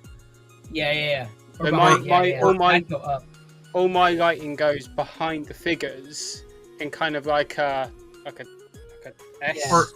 Or even if like you say, let's say you had LED lights and they ran off like a USB, right? Yeah. And then you have it on a USB hub, and maybe that hub is plugged into like a town cell, like a portable battery pack. Yeah, portable thing. Yeah. You know, something like that would be a little bit more reasonable. You know. I think that's probably if I see the right solution. I know I'm just like because I would much like Peaky. I'd probably put it up and in the back of each one because then the light comes out rather than at the front where you just lose the depth in the back. You at least have it coming from the back. It's a matter of kind of like trying to find the right solution that'll scale. The way I was going for with all of my lighting at the back is in one of the seasons of Power Rangers. It's Power Rangers Turbo and Zeo. In the command center, they have old suits kind of in the background with lighting behind. So that's kind of like the dynamic I was going with is like that's styling it. See, I mean, but I already screwed things up because everything's like someone was asking about dust earlier. I'm like, I gave up. Like, I would have to like everything gets messed up, and I recently moved this whole because this room is my bedroom as well. So like, it's my bedroom / content creating room. Nice. So where I'm sat now is where my Lego was originally, and where my Lego is where my desk was. So when I moved everything and I moved the bookshelves that my collection's on and everything, I had to drag everything out of the room to then put stuff back in. I spent probably about 2 hours just dusting. And I was like, this is ridiculous. Like, I can't. I want to know with Lego creators and like people who have their Lego stuff like permanently on display, like I've got. How do you manage the dust? Vacuum. Well, see that's one thing I did with like the white. I don't see the dust as much as you would with black. But also, me and my wife, we live in an apartment. We don't have a house. So I can't drill. Like, I would love, if I didn't, like with these bookcases, they're a godsend because I wish I could drill into the walls. Yeah. And I mean, my apartment building, even if I did drill into the walls, it's not exactly the most sturdiest walls. Right. So until we find a place, I mean, this works out for me. And then, like, I've tried the battery powered puck lights, which I was constantly recharging them over. For and over lighting, again. I'm going to experiment with these, but the stores like Target and Walmart and stuff put all the Christmas stuff out for like a couple dollars. And I think this pack cost me like $2, and it's 200 warm light micro. They're little tiny LED lights, all on the string. Is it enough to? Yeah, I don't know. It plugs in, so there's a plug for it. Guys, I have to jump off. No worries, dude. Apparently, I got a dinner thing happening very shortly, so I have to cut off. Great hanging out with you guys, John. I'll talk to you Tuesday. Yeah. For the Leapcast, and awesome meeting you, Peaky, and Chris. You take it easy. Too. Yeah. Nice and then the other one, I got this for about $1, and it's 60 lights that are like an icicle style of LED. So I'm gonna just see. I'm gonna experiment and just see how these work, because I have a walk-in closet in the toy room that I took the doors off. It had like a bifolding door system, so it's a wide entrance. So really, once you took those off and you go into the walk-in, it's almost like another small little room. And that's where all the Lego and the G.I. Joe are, but there's no lights in there. It was like a closet with no lights. So I've got to... Where all of that was, it was my old wardrobe. Like a hanging closet, so the wardrobe was built into the wall, and it had sliding, like 3 wooden sliding doors. But I took the doors off I guess say probably about 10 years ago, because they kept coming off of the runners, and it was just constantly having to put them back on. So we took the doors off, took the runners out of the wall, out of the kind of like the ceiling and the floor, and then just put like a curtain rail up. I then tore the curtain railing out, tore the shelving and the metal clothing rail bars out, and made it into my little like games area. Yeah. Because I started to stream on Twitch, and I sat there. I had the green screen. I had a green screen behind me, and I, streamed on Twitch for 2 years. But then obviously, I just kind of fell in love with YouTube and ended up moving over and stopped doing Twitch. So the green screen is no longer feasible. I don't use it because I don't really do on-camera stuff much with my face. I got you. Anymore. So I kind of leaned away from doing. I mean, I do Twitch certainly. I think most of the people who are paying attention to anything that I do anymore are on Twitch. But like that's where I am with like YouTube. Is like I've uploaded so many videos of so many different types of videos.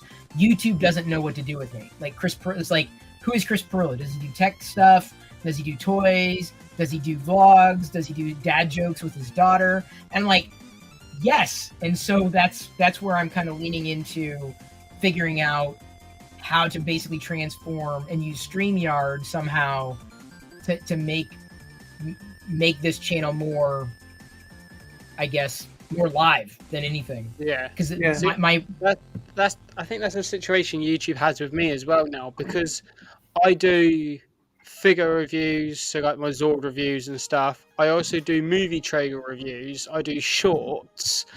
I do like reacts, so I react to clip compilations and stuff like that.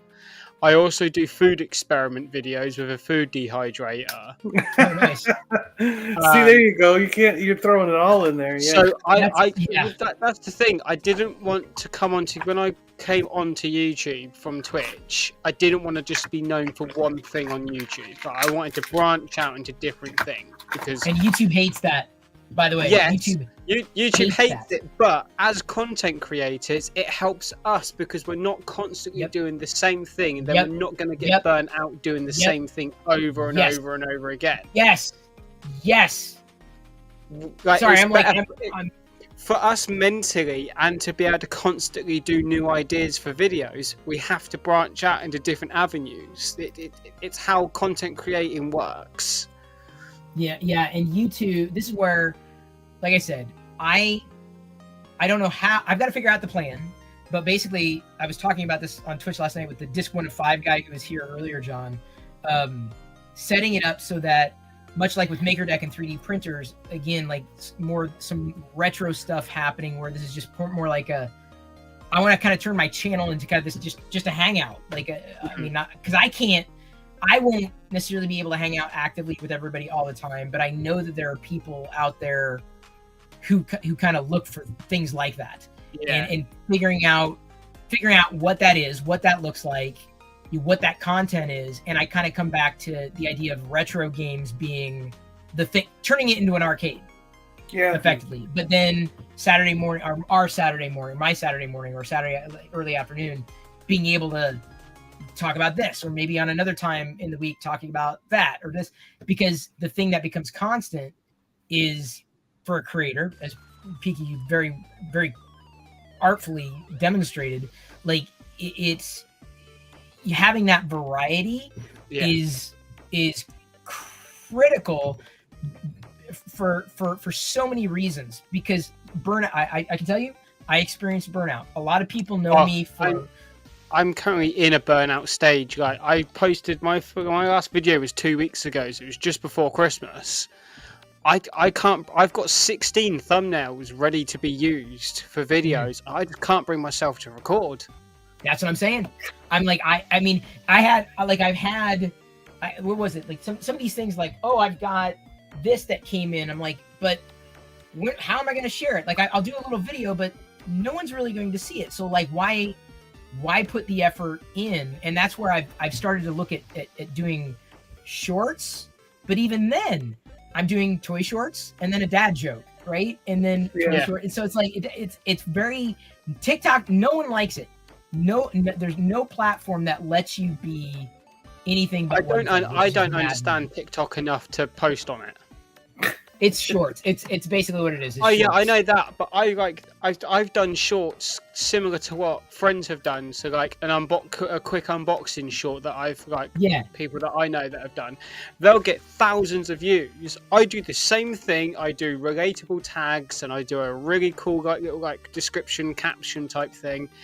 I get 12 views. I'm like, what am I doing wrong here? Like, I'm doing everything I should be doing correctly by using right tags. I don't. If I had the answers, like, and even then, even if on TikTok, I'm trying to reuse the shorts videos, like on TikTok, Insta, YouTube, Twitter. Like I put them everywhere because there's no penalty for doing something like that. No. So it's the question of like the biggest video. I think one of the videos that's blown up most on my TikTok. I've had a couple videos blow up, but the one I just did a stupid Fortnite figure video. Like, oh, I like Fortnite figures, $5 a pop, super cheap right now. Stupid throwaway video. It's exploded. I'm like, okay, so I'll do more. And then TikTok's like, what are you doing? I'm like, well, I'm trying to do more of the thing you said you liked. And like, no. So I'm like, okay, fine. F you. I give up. I don't know what you want. I'm just going to do my own thing. So my most viewed video was 990 views. And it was a quick, before I moved the whole room round, so I haven't updated that, like that little short on TikTok, was my lightning collection. That's on 990 views. But then like my YouTube, my top videos on YouTube are there's a couple of shorts that have got over 1,000 views on. One video is the I did a movie trailer reaction to Barbie when they released the Barbie film trailer. That's on I think that's one of my most viewed videos. Let me go up TubeBuddy. TubeBuddy will tell me. That is on 3,585 views, which is how many? What do you have for subscribers, Peaky? You're 260. 200? Well, that's good for what you got, I think. Yeah. Hey, Jedi. John says hi. I'm almost at 35,000 views in total. That's great. See, I think you're doing good for, yeah. That's on 3,585, and then one of my shorts is on 2,475. One's on nearly 1,500. I just don't track so much of that anymore. I think the biggest thing, Peaky, is just to keep going. Keep doing what you like doing. What I think it is if you see a video that's doing really well, it'll drive yourself crazy to just try and copy that or try to figure out what happened. What I think is just do the videos you enjoy doing. Do what you like doing. And you'll find the follower base eventually, and then your channel will just grow naturally. You know what I mean? And that's my hope in doing more, connecting with other collectors, finding other collectors, and doing live streams. And of course, having the same people join over and over and over again. Hey, look at that! Trek Matt just subscribed to Peaky. Look at that! There you go. Sub there.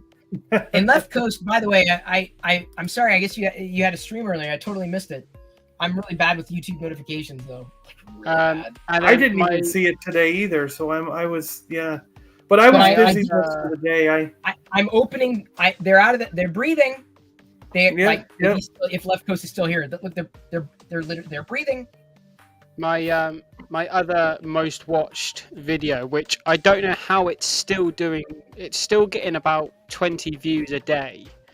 But it's well over a year old now, and it's on 5,254 views at the moment. And it's my very first dehydration video. But it's getting around about 20 views a day. But people do like food-related stuff. Oh yeah, I did it as a joke. right? This dehydrated video. I just thought, do you know what? I'm gonna do something wacky and do something that I haven't really seen much on YouTube, and do a dehydrated tasting video. And it's blown up. So like I'm gonna be doing another video on that soon. I've managed to get a company get in contact with me who do bags, like It's so 1 funny. kilogram bag of sweets and candy, and they're sending me 3 1 kilogram bags for free.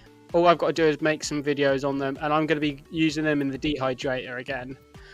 I've done a couple of.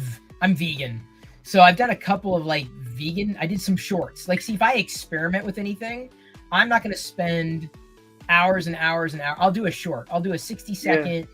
Yeah. I edit on. Now I'm editing on mobile. There's a mobile app called LumaFusion, and it's on Android and iOS, and it just makes it really easy to just click, drag, move things around, and like no time at all. For shorts and for like the TikTok stuff, I use an app called UCut. I've been using Filmmaker Pro. It's another app. Yeah. So, whatever we find and use. for that kind of thing, I use UCut. For proper main videos, I use DaVinci Resolve because I find DaVinci really easy and simple to use. A lot of people like it. Yeah. I'm a Final Cut guy, so. But and then I'm getting a like a soda stream, so drinks carbonizer soon. Oh yeah.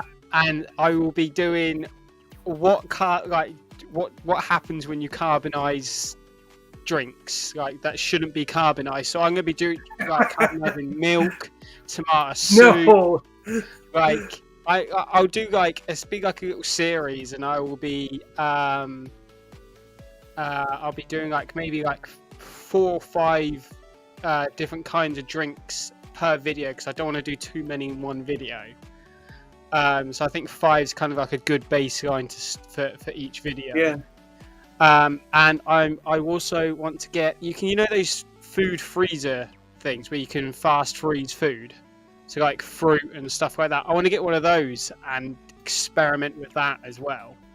So like the kitchen downstairs. It's a good idea, because I think food and, like I was saying, food, for some reason, food-related videos and mystery, like science mysteries and stuff, like I was watching a guy, like it blows my mind like how quickly he's grown. But I joined him just about 10 or 11 months ago when he was around 5,000 followers. I was probably in that 5,000 follower group, and just the other day he hit 1 million subscribers. And he talks about a mystery thing. It's called the Y Files, and he talks about a mystery, and he'll give the story, like the folklore legend that we all tell each other. This guy saw the Loch Ness monster. He was out on the thing, and this creature came out, and you know what I mean. And so he'll tell the story, and then like halfway through the video, his logo comes up and it says the Y Files, where something like it's like where intellectual minds get together to have fun and talk about the blah blah blah, the mystery of the day or whatever it is.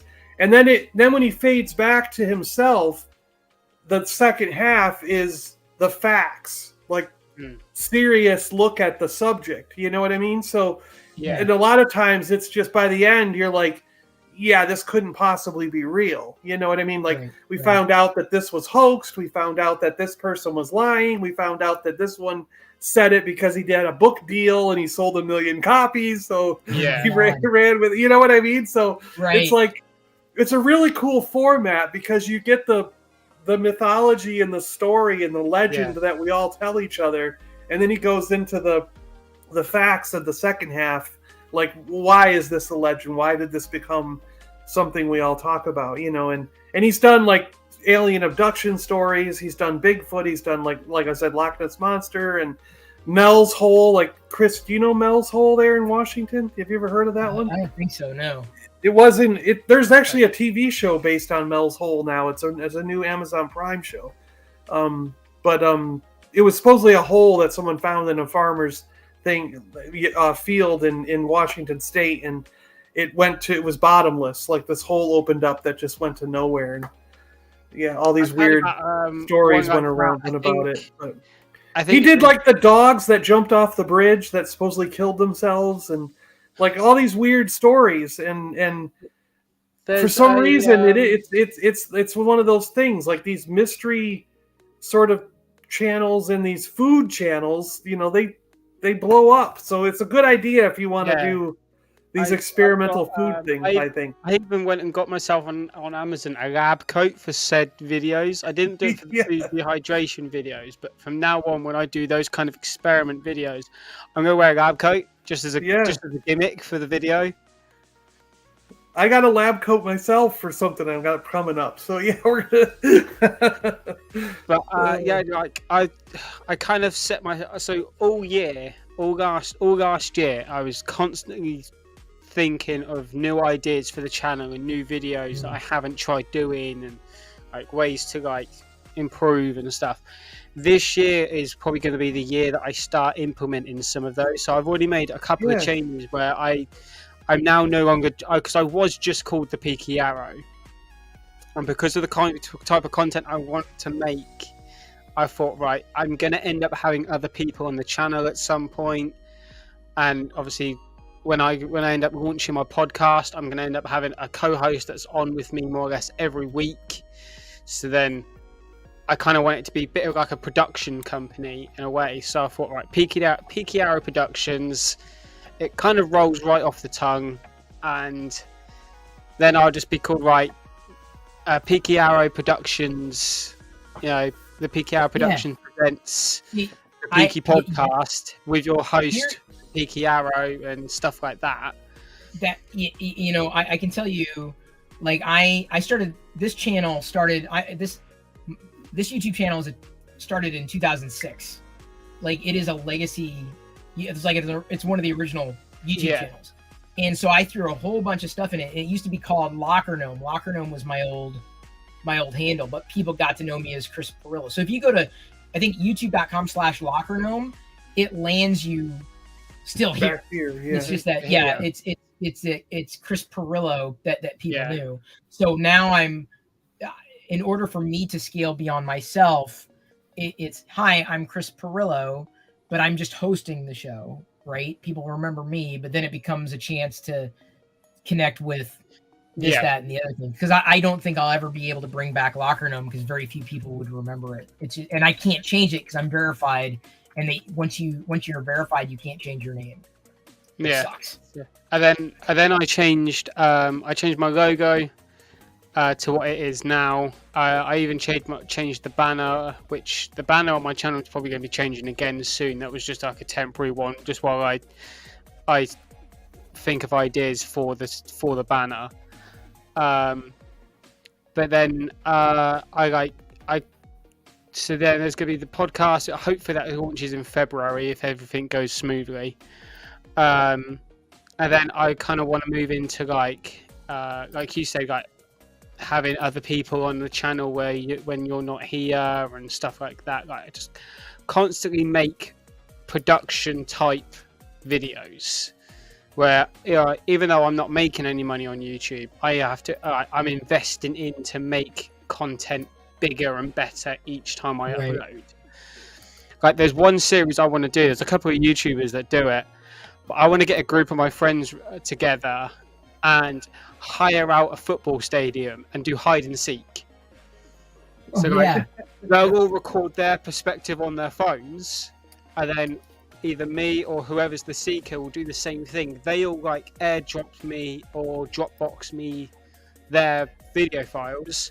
I'll edit all together, and then it'll be kind of, because then it's not just me on the channel constantly, just everyone gets just to see me. They get to see other members of the community, and like I can bring in other people, and because I want to start doing vlogs as well when I go to like Comic Cons and gaming conventions and meet up with people, like because I have yet to do that.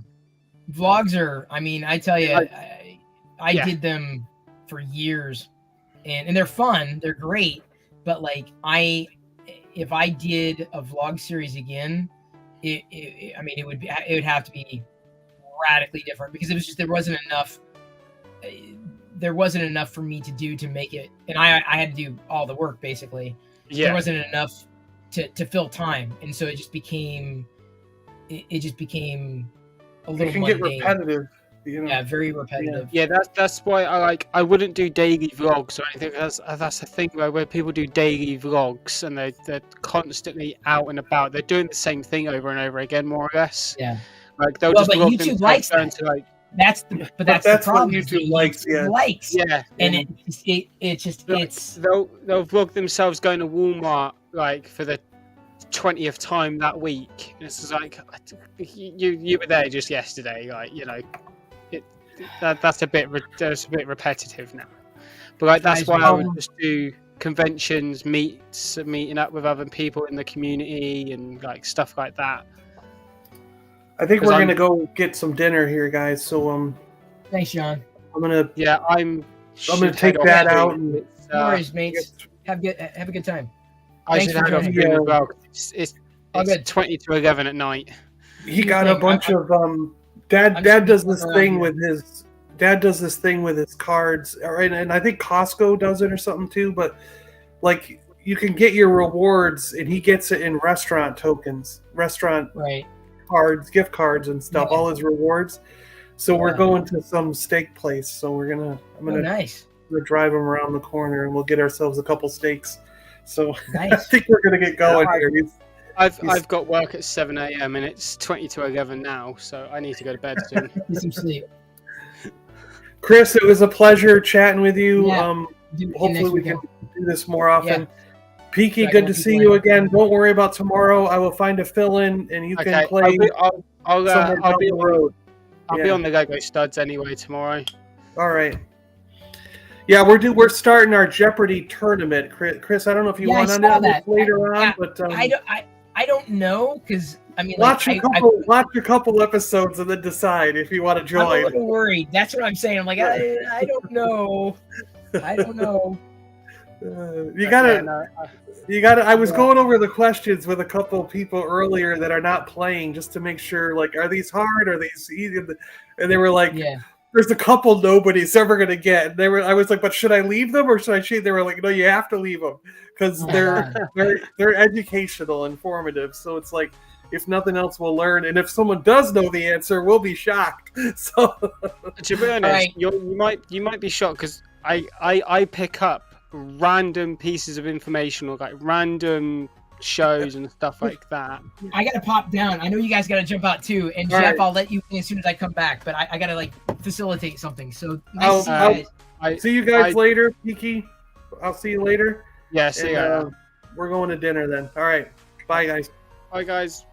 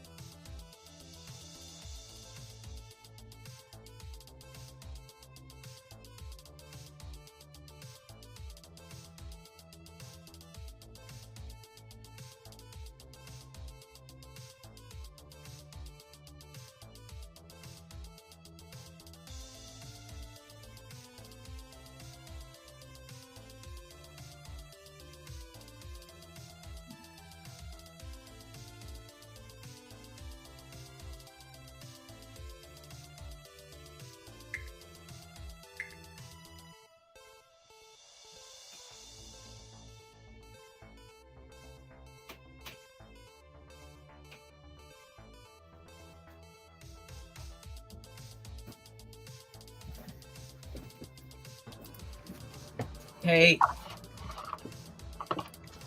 You're on, Jeff.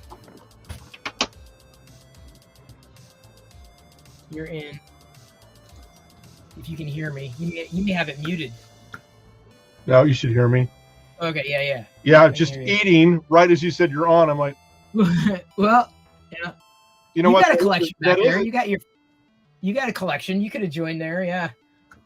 I have a few. Don't mind all the Dell boxes because I took everything out of the office and brought it home before I have to ship it out to where I work. So autograph.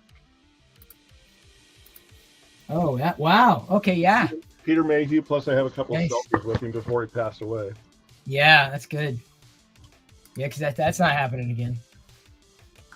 Well, you had such a nice January, I say.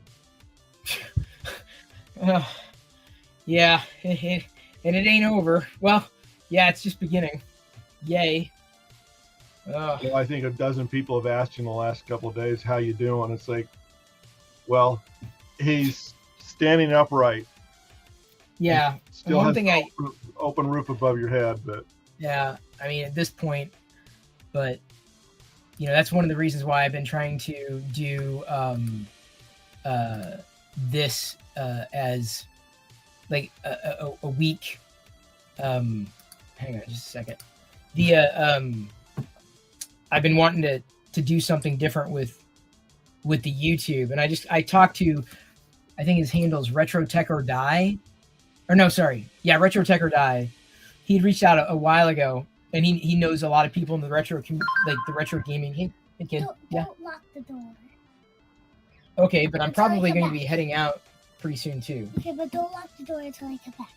Okay. Anyway, so talking to somebody big Jedi's getting. Well, that's what happens. She's 8, isn't she? Yeah, 8. Turned 8 in September. So. Wow. Doesn't seem like it was that long ago when you were at my parents' place when Diana was still pregnant. I know. That's what people say. They see it. Oh my God. I'm like, I haven't seen you in 8 years. I'm like, well, what do you think is going to happen? Yep. Oh, there's a lot of retro people, like Glenn's retro show. I'm kind of more than an associate, but I've been following his tracks, and you know, the Tech Buzz has really commercialized the retro streaming. Oh, that's right, Tech Buzz. I wonder if I should talk to him. Steve. Yeah, it's been years. I had a show with him. He invited me on.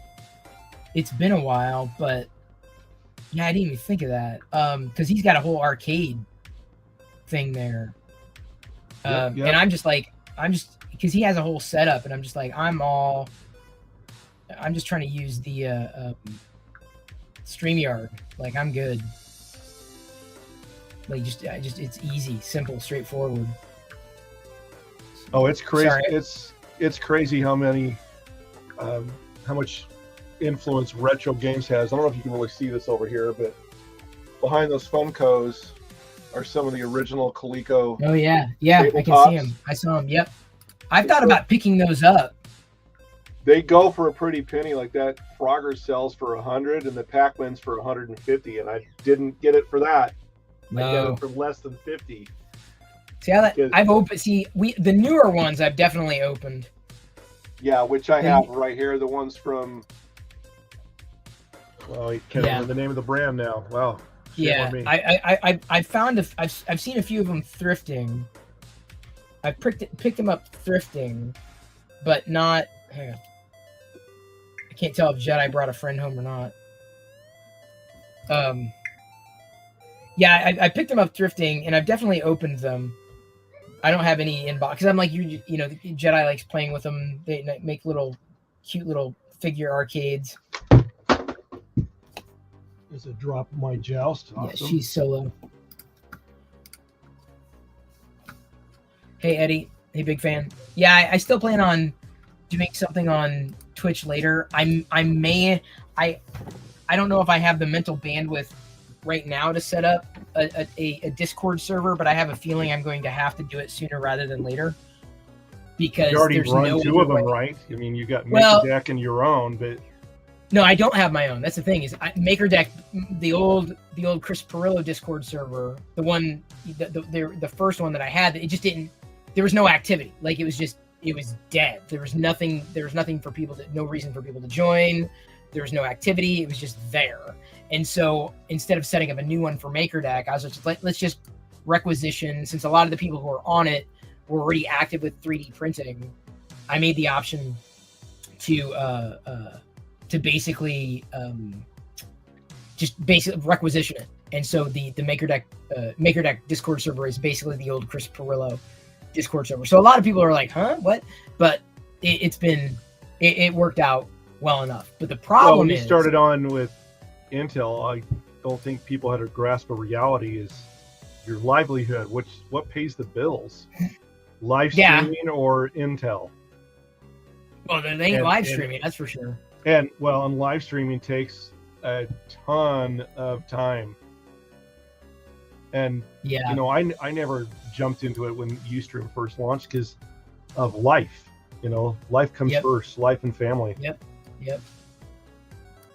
And even this, I mean, I don't know. Like I'm like I said, I'm still kind of in experimentation mode. I think I think my having me here is obviously important on a Chris Perillo channel, but like having or figuring out how to make it work with retro games is it's going to be a small hurdle, but I think it's going to be an important one that if it works, I feel it's going to work really well.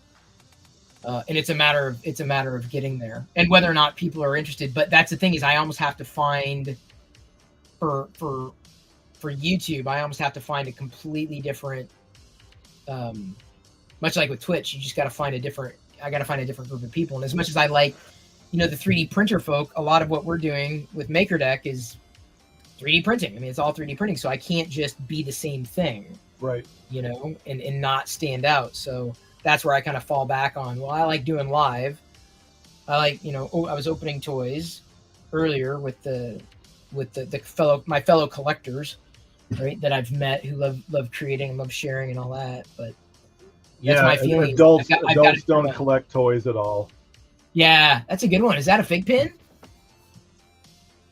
The Han Solo and Carbonite. It's a Disney. What is it? It's a Han Solo and Carbonite. But what is it? Like, oh, it's a trinket tray. Where'd you get that? Believe it or not, at a consignment store that was just sitting there. Wow. It was like still had the original Walmart price sticker on it.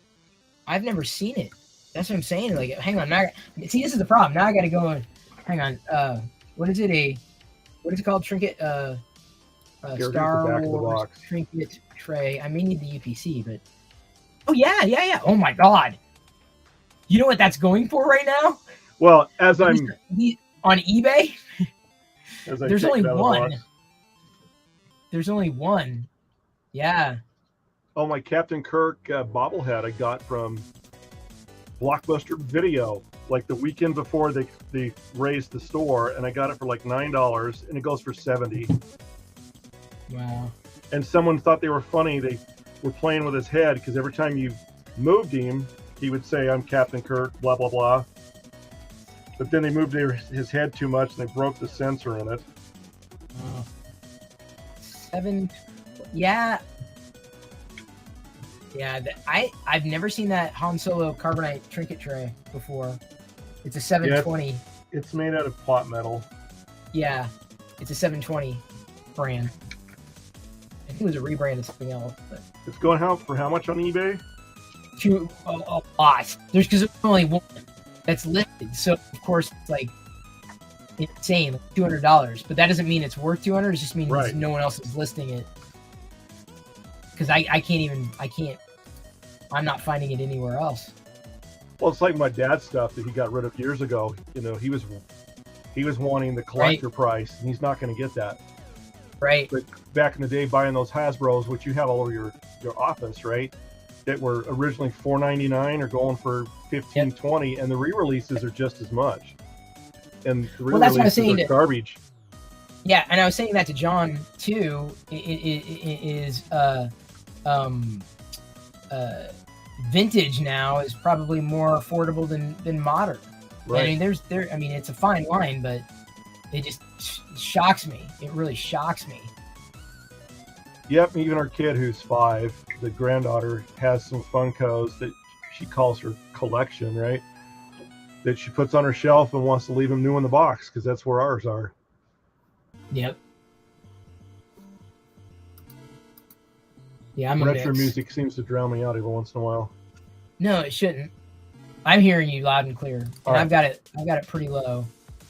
It's there is just filler on this constant loop, which is going to get old for me eventually. And I'm like, that's why I'm trying to get StreamYard to do something different with it. Hey, Blue Harvest, if you wanted to join in I know it's late where you are, but if you wanted to join in, although I gotta pop out. I guess I have a package to pick up. You don't have stuff delivered to your house. You have it go to like the mailbox, etc. Usually. Yeah, usually. And those that are watching, do you have how many viewers do you have right now, Chris? Oh, I don't know. I think it's vacillating between average 20. Yeah. So those that don't know, Chris is actually outside of Seattle, where my parents and my brother live. So you actually met my brother and my parents before you actually met me. You and I have collaborated on stuff back and forth for years, kind of in the background.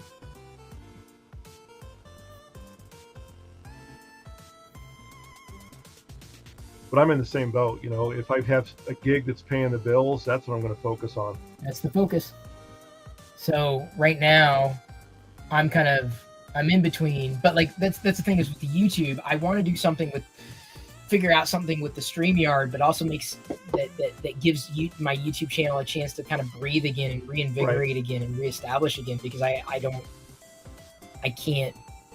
know what at least you're transparent. You came out last night and said, look, the existing YouTube channel that I have is just dead. Well, but the thing and is, it's not like you can go, hey, and all of a sudden go live streaming and everybody's going to come flocking to you. No, it's definitely not going to happen. But like that's where it's been a challenge to kind of wrap my. I did Twitch, and I'm glad I did Twitch, because that yielded MakerDeck, which is just breathing a life of its own. But the YouTube has always just kind of been this pain in my side. Like, hang on just a second. Yeah. I think if you scroll up, you can get the link, but let me get the StreamYard link for you, Blue. My hope is to be able to, and I don't know how to make this happen, Jeff, but like to have a 24/7. Chris, my old live stream was just me, but if we know the people, and it's the same kind of geeky, nerdy people that are kind of hanging out in this always array. I don't know how that works, apart from having specific topics or focuses of conversations. Hence the toy collecting. Well, yeah, not to dwell too much on the past. There were reasons that you had to make some decisions that you did. Oh yeah, like shutting things down and affiliates that were associated with it and takeovers. Someone that's also in your area just got his YouTube channel brought down because of a takeover from a third-party vulnerability, and having to prove who he is to get it back. And it's like, that's crazy. Really, YouTube? That's crazy, dude. Yeah, no, I have, that's where I'm personally in experimentation mode. I'm like, look, YouTube is going to burn me no matter what I do. Like I've done the thing where, why don't you set up a new channel? Well, I kind of have, but the problem is that if there's not enough content, or if it's not done the right way, it's not going to go anywhere. I'm like, okay, well that's a problem. But if and when, even when I've done that in the past, ultimately, every single time, like if I'm talking to a marketer, they'll say, "Oh, well, your YouTube channel's got 300,000 people." I'm like, "Yeah, but it's all over the map. It's not what you think, right? It's a lot of followers, but like it's beyond that. It's just hard to really kind of explain what it is or what it has been, because it's just it. And so I have to basically turn it into a live experience. So it's going to be, hey, Blue Harvest, welcome in. Good evening. So what were you doing for 2 hours that were lost? Oh, it's sport. It's British football, and then I just started watching the NFL as well, and I can't do with it. Yeah. Yeah. I hear you there. Yeah. Waste of time. I don't know why I bother. We had fun here. We were like, I've been streaming now it's been going for about 3 hours, but we had Spacious Rum even popped on, and I guess he didn't have a show today. I was planning on pushing people his direction. But yeah, I'm just like, I've been wrestling with what to do, and I don't know if I have an answer, but I know it involves StreamYard. I just don't know how it involves StreamYard, and I don't know if that, because I don't want to gatekeep. On one level, I don't want to gatekeep from participants. Never gatekeep. No gatekeeping. But at the same time, it's even when I put the StreamYard link out there, I've got to be careful. Do I know this because there were a couple people like during the show who joined. Yeah, and I'm like, I don't know who this person is, and I don't see a collection behind them. Yeah. And no, it's not going to happen. Yeah. So I'm glad I at least have that level of control versus, oh, you're here, come on in. So I don't know what that's, but I don't know. Thank you for letting me know about this. About these. Yeah, you did it. Is that the I still need to paint. I've got the paints to paint it, but I have not got any paintbrushes. I can't find my paintbrushes. They're somewhere. That's why I just do the filament color. Yeah. Then I'm done. Yeah, I just can't be bothered changing the filament. Yeah, I'm lazy. Yeah, but see, that I'd rather change the filament than paint. Yeah. Yeah. So she's a bit white. She needs. I've got the skin paint and the hair paint, but the rest of us, apart from her boots and her blaster, can stay white. You two blokes are intimidating me with all the Star Wars toys and collectibles behind you, when mine's kind of scattered between Nintendo and Star Wars, and then signed autographs. Well, everyone's collection room explodes differently. Uh-huh. Yeah. Yep. Totally. Like down to what's that, Blue? I've been cataloging. I got 2 big boxes of diecast cars from Chris at 1,000 Ghosts just before Christmas. So I've been cataloging them. trying to get through. That's what I've been doing today. Yeah. So I'm, as I said last week, I'm downsizing this. Try and get. I don't know if to get more or just to tidy it up a bit. I don't know. Good luck. See, unlike you, I got 2 new shelves. I could get the shelves, but I've just got nowhere to put them. even more is at a premium now. It's it's ridiculous. Yeah.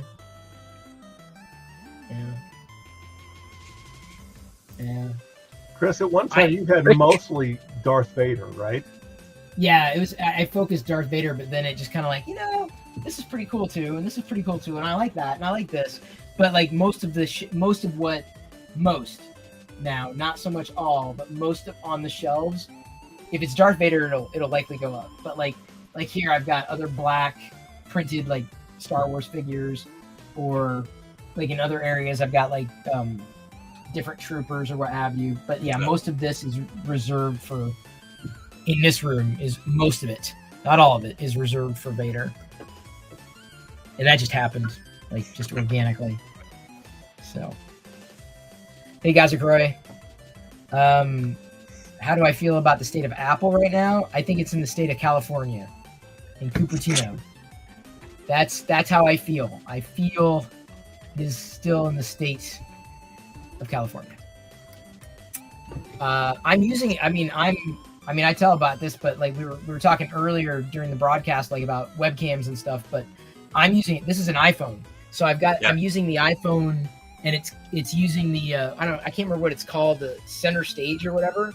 So as I like move around, like it follows me. So I still use the iPhone for that. You what? Mine won't do that. Oh yeah. It's iPhone.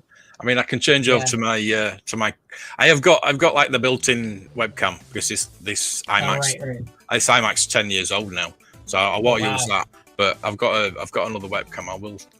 Yeah. Show you that one. It's not very good. There we go. That's. Yeah. That's good. Definitely older. Yeah. Yeah. Don't hate. You can tell the difference, guy. It's. Wait. So, Jeff, you were holding up a picture. Was that? All right. So.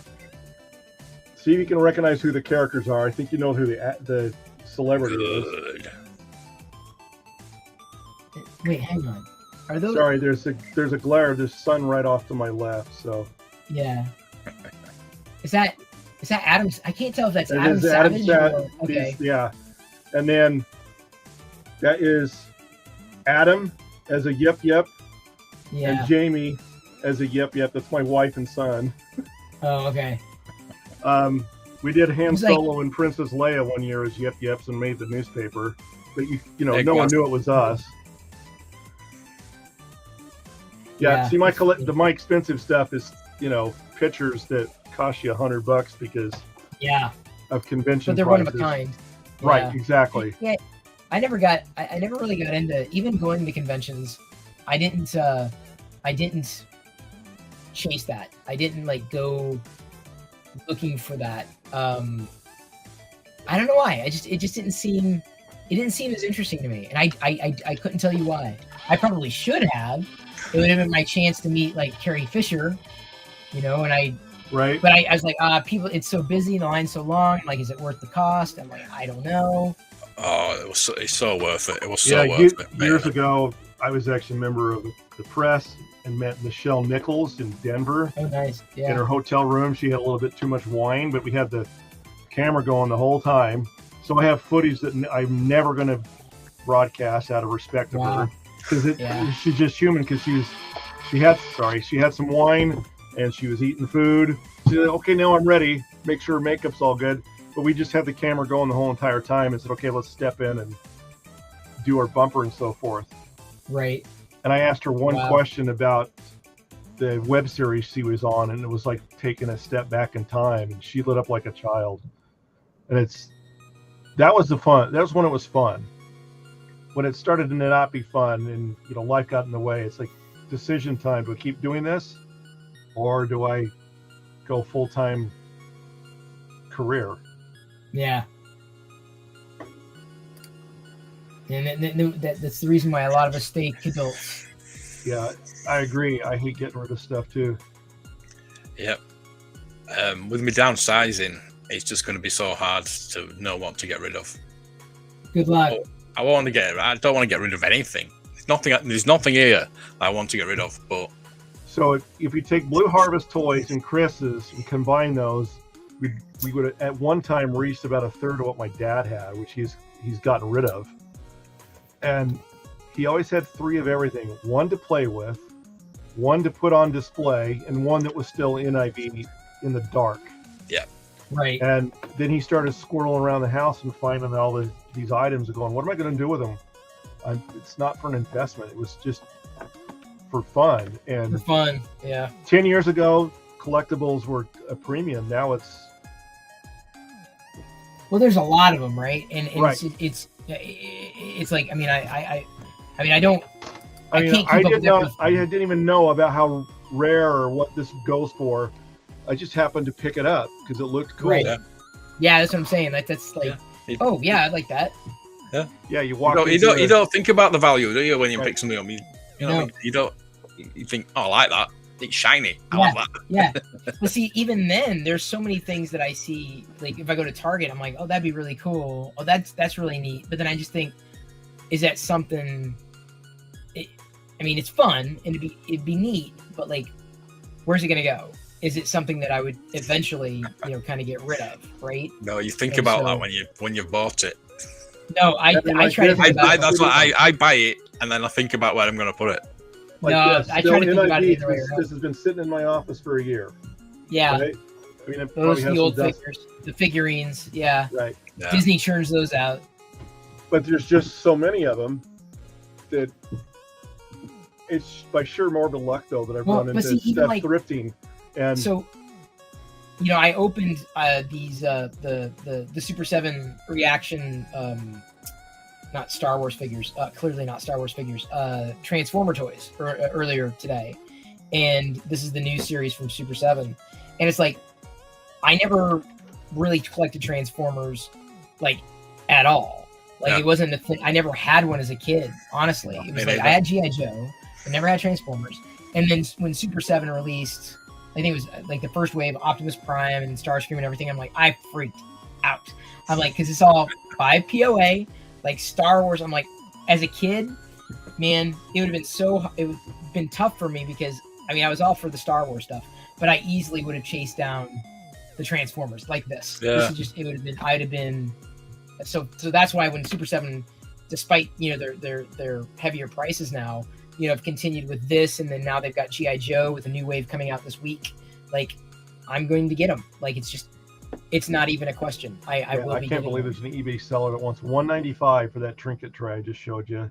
Well, because when the there's original no one price else was listing it. $22.95, but that's way out of stock. Yeah, it's a matter of if anybody's listing it and how competitive that is. I've never even seen it before, personally. But like Garbage Pail Kids, right? I collect them, I have them, but like there are so many more.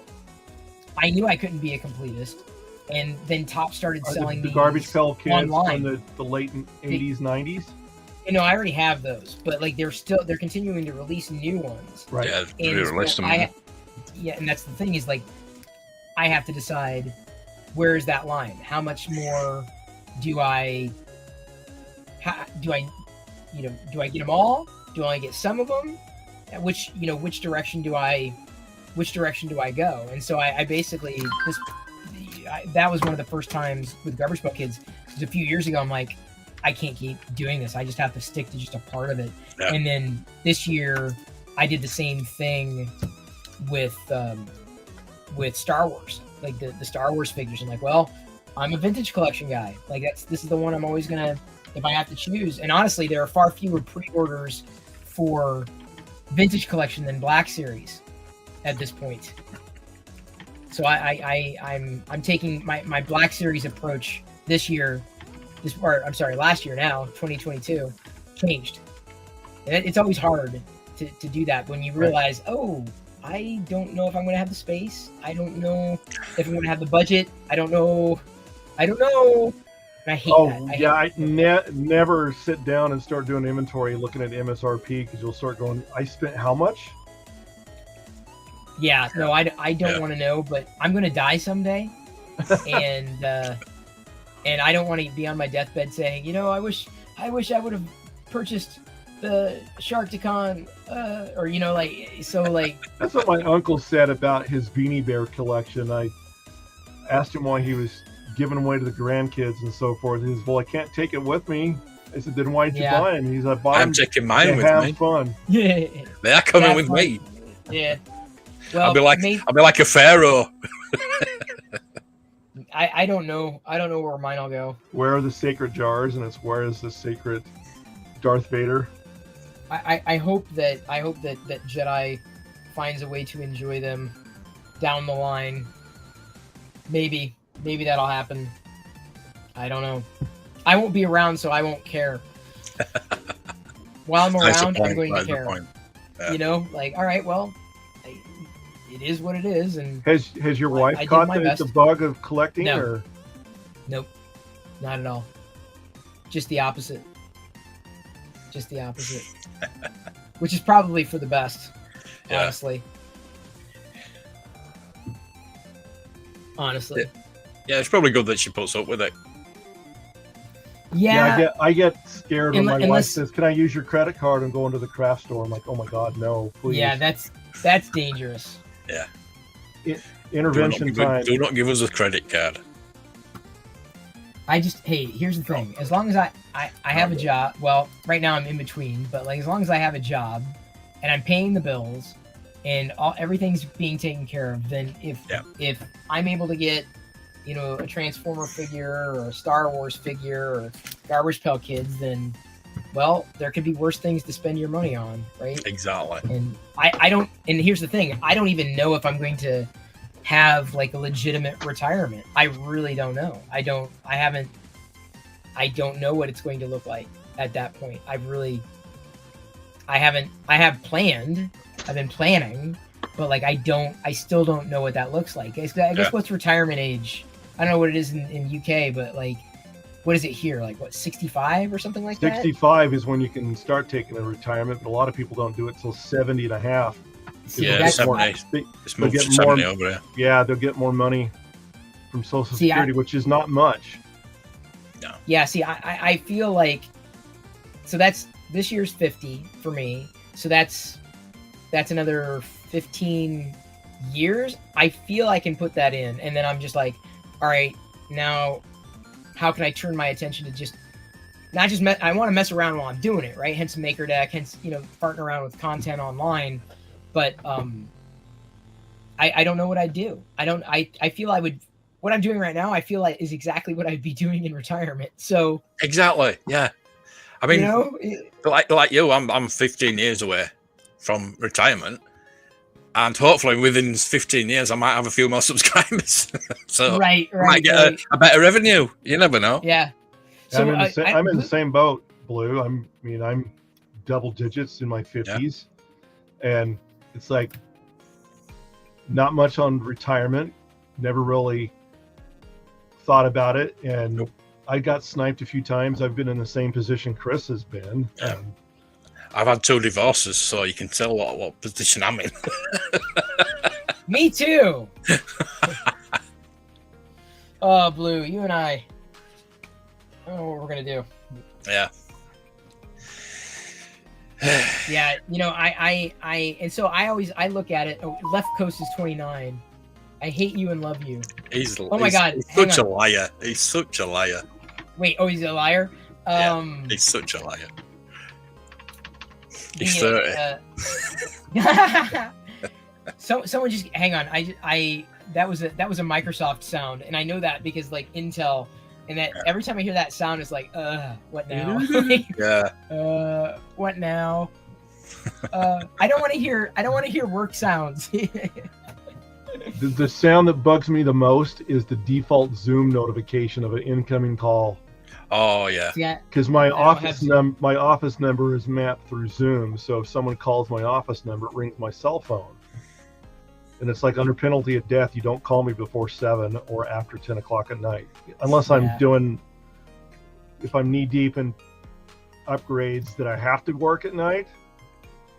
And it's usually some marketer. Oh, I saw your resume on LinkedIn. Blah blah blah. I'm like, you didn't see nothing on LinkedIn.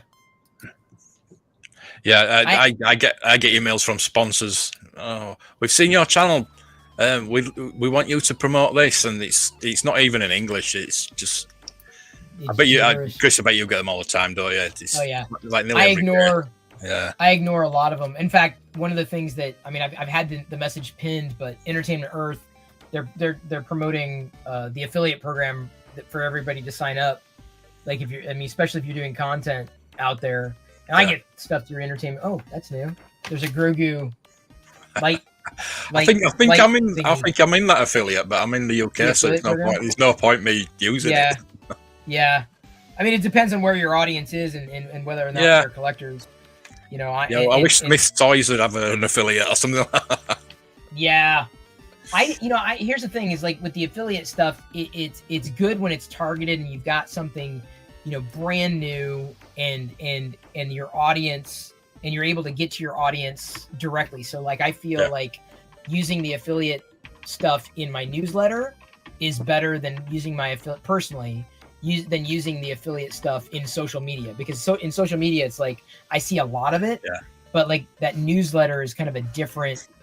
You almost have a different kind of relationship with the people who are reading it. And my newsletter, for better or for worse, is like all over the map. It's Chris Perillo. That's my problem. Is I'm not one topic.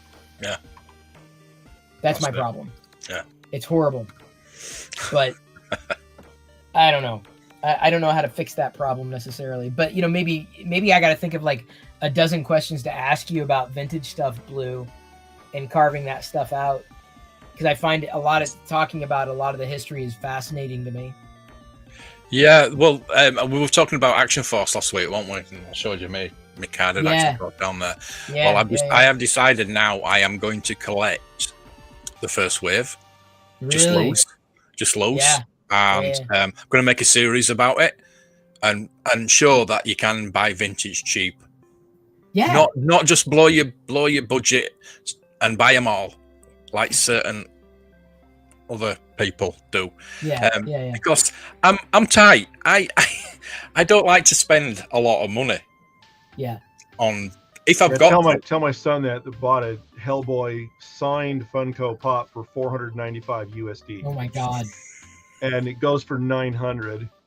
I happen to have the whole entire Rocky Horror Picture Show, and Dr. Frankenfurter was like $199. Again, I didn't. It's thrifting. It's just sure dumb luck. Goodwill at those big bins at Goodwill that have all the clothes and the books, and you can buy the stuff by the pound. We're searching through, and there's a Funko. The box was utterly destroyed. Same son had already taken his out of the box, but the box was brand new. So I have a brand new box, and it's like, to be fair, it's not new in box. It's like new in box, right? Right. Or whatever the term is. Because one thing that really irks me is when they put price tags on that do not peel off, and they leave a residue. Oh yeah, that annoys. Especially like if it says like exclusive for Target, exclusive for Walmart, and it's someone else's price tag on it. That drives me nuts. But I guess even for the vintage stuff, sometimes you want to find a good Toys R Us or a KB Toys, whatever location. So at some point, maybe you do want, the stickers. I don't. So like the original Pac-Man Coleco that runs off of C batteries still works. It's the fluorescent display. They're like 150 if they still have the original stickers on them, and I got mine for less than $25 including shipping because the seller didn't know what it was. Yeah. And I wasn't about to post on their site that, oh, by the way. Yeah. That makes sense. But at the same time, not taking advantage of people, and that's one thing I consider myself a casual collector, but I'm like you, Blue. I know what my budget is, and I try to do it on the cheap, but I want to be respectful of the seller as well. And but at the same time, there are sometimes I've been at conventions, like you're asking this plus the convention price. I said, these are mass produced items I could go get right now off of Amazon and save $50. And they get a little upset that, well, I'm selling this for 150. I said, well, bless you. Good luck. Yeah. Not for me. Mm. And at the same time, like I said earlier, I don't really want to get out the calculator and start looking and seeing how much I spent compared to what the collector price is, because you'll never get the collector price. At least that's what I've seen. And to be transparent, I know Chris enough to say this, that my dad wanted a certain price for items that he was going to sell Chris, and Chris was like, no, this is what I'm willing to pay, because he knows what the value is. And I was telling my dad, I said, you're not going to get what you paid for these. You're going to lose. There might be some sentimental value behind it, unless it's a one of a kind. Like for a while there, they had a Han Solo Hasbro from the 1990 something release that had the wrong hand glued on, and it was glued on the wrong direction, so he had two left hands, which made it rare. Right. Yeah, rare. Yeah. They keep keep a hold of it, but that was 10 years ago. Now, all of a sudden, people are finding that, oh, these were from these molds, and there's so many more, and their value just tanked. And it's all about timing. But like you, Chris, I'm going to die someday, but I want to have fun while I'm at it. Yep. Oh, yeah. Yeah, definitely. Yeah, life's too short. You've got to enjoy yourself. Well, and I have grands. I don't know about you, Blue. My grandkids are starting to collect. Not that I know of. I have one grandson that actually told me he wanted an original PlayStation 1 for his birthday present. And he's 7. And I said, why do you want a PlayStation 1? He goes, I want to start collecting them.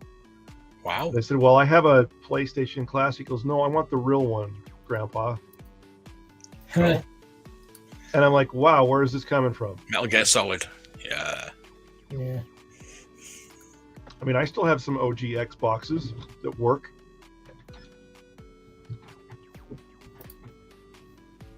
Take it away. They're modded, but they still work. I've shared something that I've been watching on eBay. If you want to put that up, it's something that I've never seen before. I didn't even know this existed. I'm a big thing for catalogs and Palatoy catalogs and anything Palatoy, anything like that. But this, it was just like and it went for £621. Ouch! Wow. £621 just for a catalogue. But like I say, it's probably one of a kind. Wow. Yeah, Hasbro released a radio-controlled R2-D2 around 1979, and it was the kind that when you push the button, it would go reverse and take a left turn. Yep. So it was constantly moving. The box alone was like $100 US. Yeah. Most of those they're rusted out. Sound. They're rusted out. The battery acid damage and so forth. So the box it came in is worth more than the product inside of it. Yeah, it's made a terrible sound, that R2D2. Uh-huh.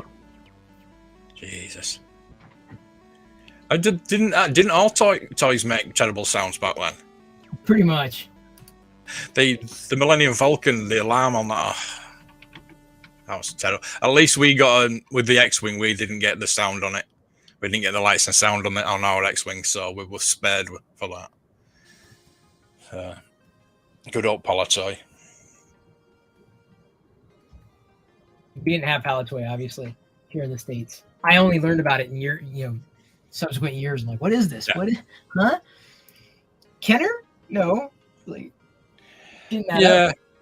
I mean, the history of Palatoy is really interesting. I mean, I went down just before Christmas to the factory and I had a tour around the factory, and they told us all the history of it, which I knew most of it anyway. But yeah, it's just really interesting. And to meet the actual designer of the toys, came to sign my Palatoy Death Star.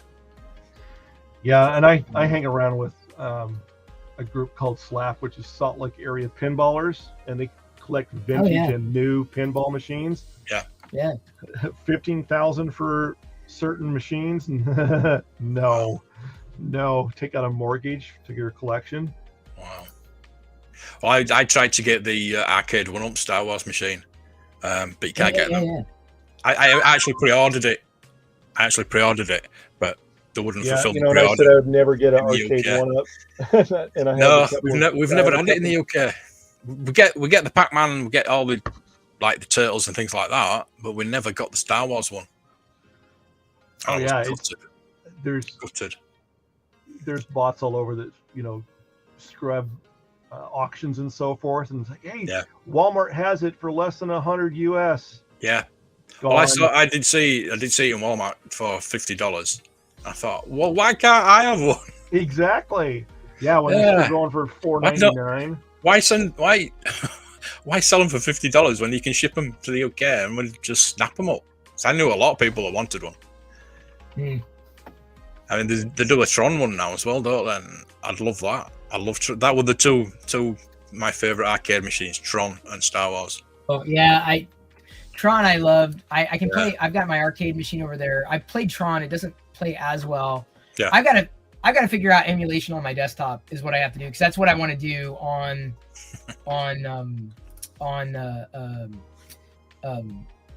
this stream. Yeah, go I want to grab a copy of CoinOps. There's no install. It's unzip and run it.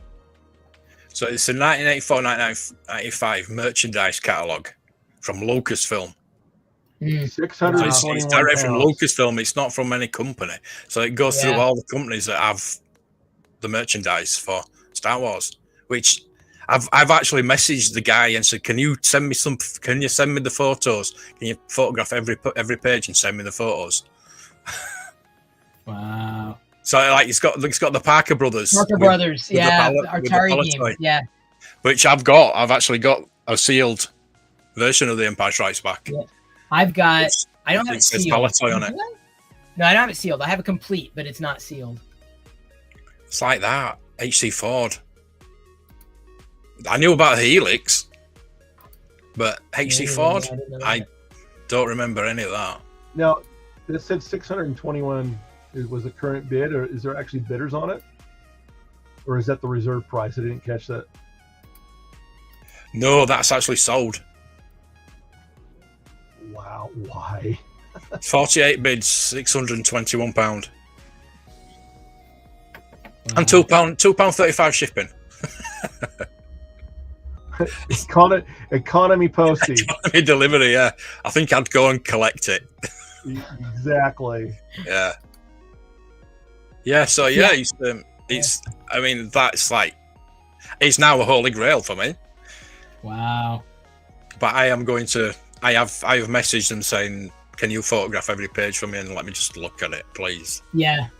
Just let me and put it on as make a video of it. Make a video of it and just go up page by page. So yeah.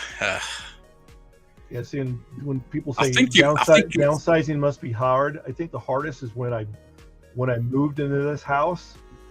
You worry about your dishes and your personal items and everything surviving the move, but it was my toys that's like baby because it breaks your heart when you have something that's new in the box and all of a sudden you hear a screw loose or a piece of plastic is broken off. And remember the Jimmy Neutron movie that he has, I have Ultralord new in the box, and he takes it out. See, well, now it's not new in the box. Wah, wah. I have many other vintage UK Star Wars items listed at the moment. He hasn't. He's got a couple of catalogs, but it's a 24-page catalog as well, so that would be nice. See, I'll be fine with just the catalogs that came with some of the toys. Yeah. Oh yeah. And they're slightly cheaper than that. But yeah, this.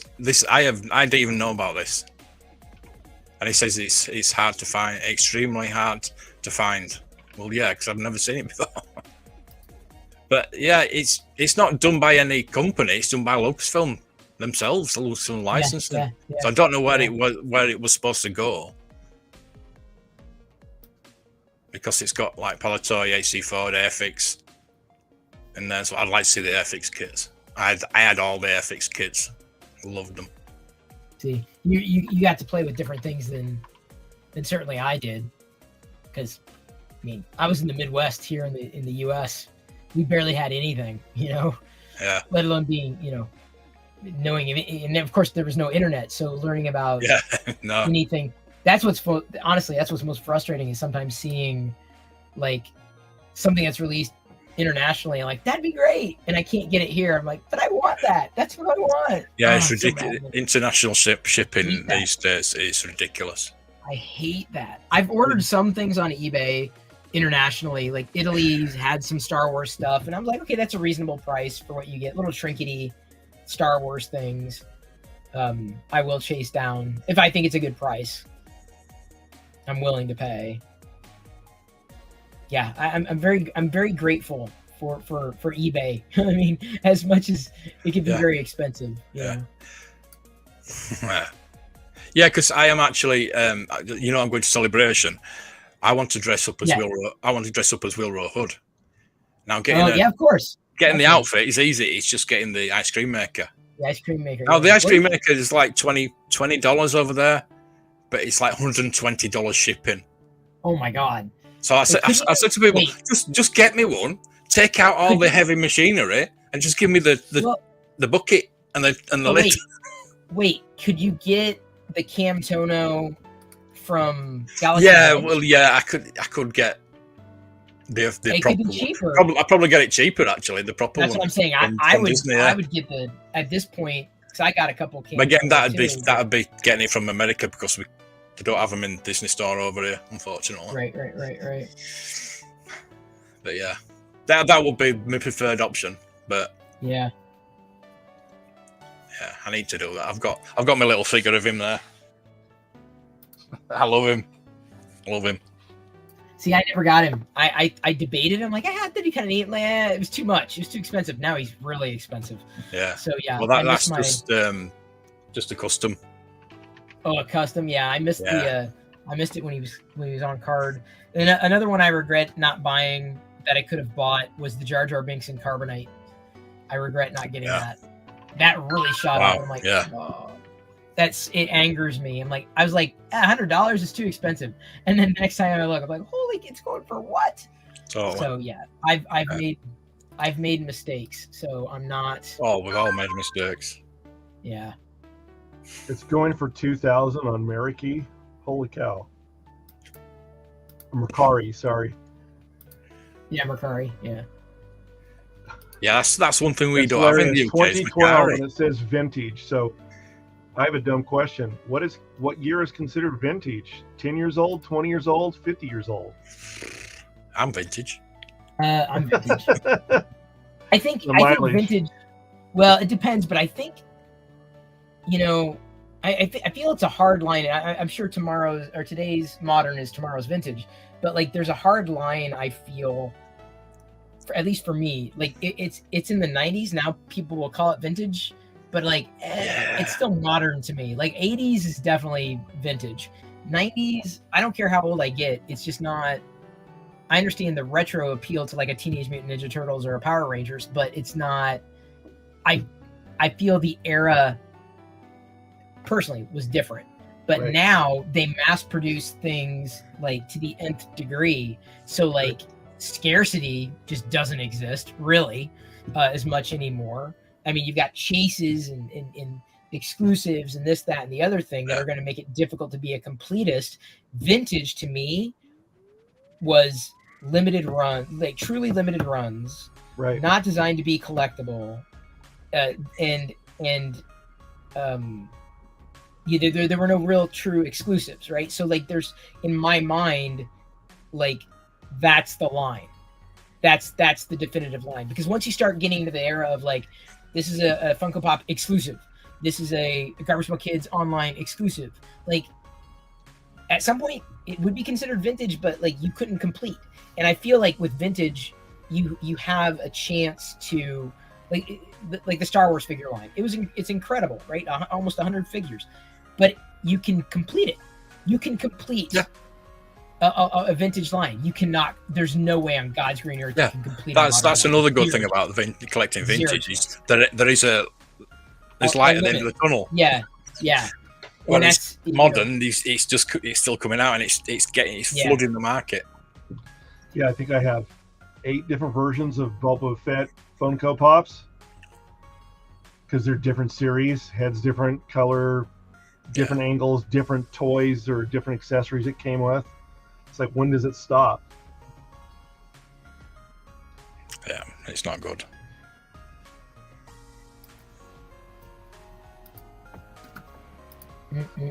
Pre 1985. Yeah, vintage was wow. 1985. I had already graduated high school. I think anything pre 90. I think, or sorry, in the 80s. 80s is basically that's the line for me, because 90s. On up, I see it. And I'm I remember it, but it wasn't. There's no. Have you watched the Netflix series called "The Toys That Made Us"? Oh yeah. I don't know if that's available. I don't know if that was available in the UK or not. Yeah. Oh yeah, it's on Netflix. Yeah. Would you consider the Turtles? They do call those vintage, don't they? Would you call that vintage? But I think Turtle era is where it started turning modern for me.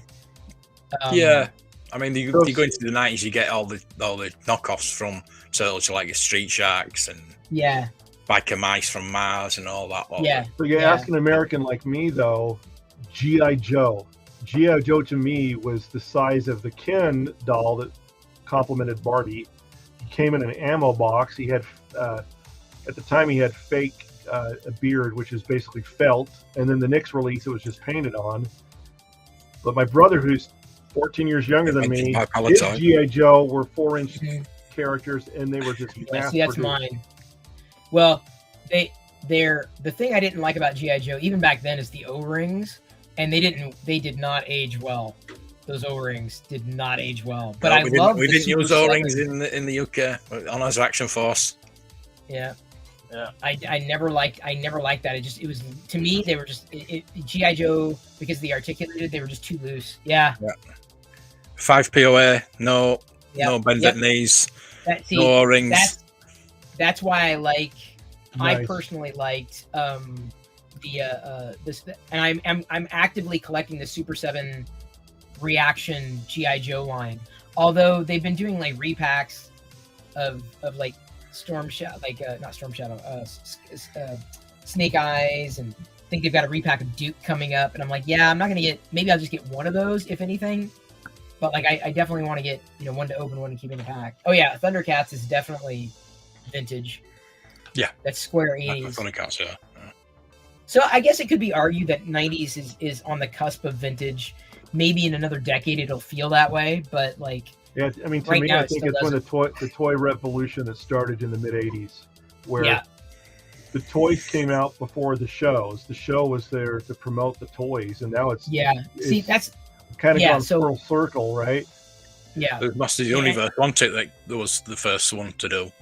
Yep. The McDonald's toys, the new Super Mario Brothers movie that's coming out. They're using the movie to get people to go to McDonald's to get the toys out of the Happy Meal. Or to buy the game. It's all cyclical, So nothing's really, I wouldn't say anything has necessarily changed. IP obviously has evolved. I mean, I can tell you, some people see Pokemon as vintage. I'm like, Pokemon, Power Rangers, TMNT. I knew of them, but it just wasn't a thing for me. And Pokemon shocks me how incredibly relevant and modern it still is. Shocks me. I'm just like, oh my god. I was asked to write an article about Pokemon, and I thought, well, I know nothing about it, but I had to read up and do an article. So I know a bit about it now. Yeah. And they wanted the top 15 or 10 most expensive cards that you might own. Right. And I had to research all that. Oh man. And it's all the rage right now, the Pokemon Scarlet that's on the Nintendo Switch, because it's just no offense to my brother-in-law who worked for Nintendo for 30 years, God rest his soul. I think to me it's just rehashing, but people go crazy over that. I actually found a Pokemon Stadium for the GameCube in a charity shop for £1 just before Christmas. And oh, nice! I put it on eBay for £70, something stupid like that, and it sold just like that because it was a 2-disc version. It was the rare 2-disc version. I've got to get better at doing that, like eBaying. I've got to get way better at doing that, and I haven't. I mean, I usually do Facebook Marketplace and I find something I can sell it for more, but I haven't. I could do a better job. I know I could do a better job. Well, I just saw a job lot of GameCube games. I just grabbed them. There was Zelda there, and there was Pokemon, and I made about £150 on the wow. I'll have to watch. I mean, I know a lot of what I see thrifting are old Xbox, Wii. Right now, Xbox, Wii, maybe PS3 games, but not much beyond that. No. PS1 games, Mega Drive or Genesis games, should I say? I have to. I know I have to do a better job. I know because I know it would be a way to flip something that I just don't. I don't care about. So I won't care. If I got something like, no, I don't want to flip this. I don't buy to necessarily flip. Oh yeah, my Facebook wall is flooded with reels because I thrift. Right? Hey, look what I found at a thrift store. Yeah, and they flip it. Well, I get it because it's something I like. I'm not trying to flip it. See, I got to Well, get better. I do a bit of both, mate. I'm 50-50. Yeah, you can do both. Yeah.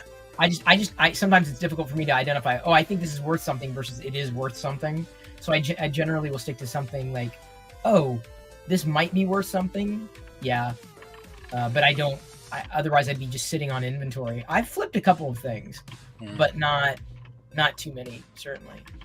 Well, where I live, there's about 10 charity shops. We call them charity shops. I know you call them thrift shops. We call them charity shops. There's 10 in my area, so I go at least twice a week. And the prices have got ridiculous. If it says Star Wars on it, there's no chance of getting it at a cheap price. No, that's the thing. They see Star Wars and like immediately I'm like, I see like garbage Star Wars stuff, and I'm like, this is not worth what you think this is worth. I have a laugh sometimes. I go, how much? No, it is funny. Yeah, so was it a micro machine? I think it was a micro machine. Still on the card, the bubble was all cracked and everything like that. I think it was an X-wing or something like that. And they wanted, I think, something like £10 for it. I went, no. I actually went and said, look, this is not worth. I won't even give them £1 for it, let alone £10. No. So I've got to pop out. I got to do an errand. Y'all are. I'm gonna keep this going. My stream is just.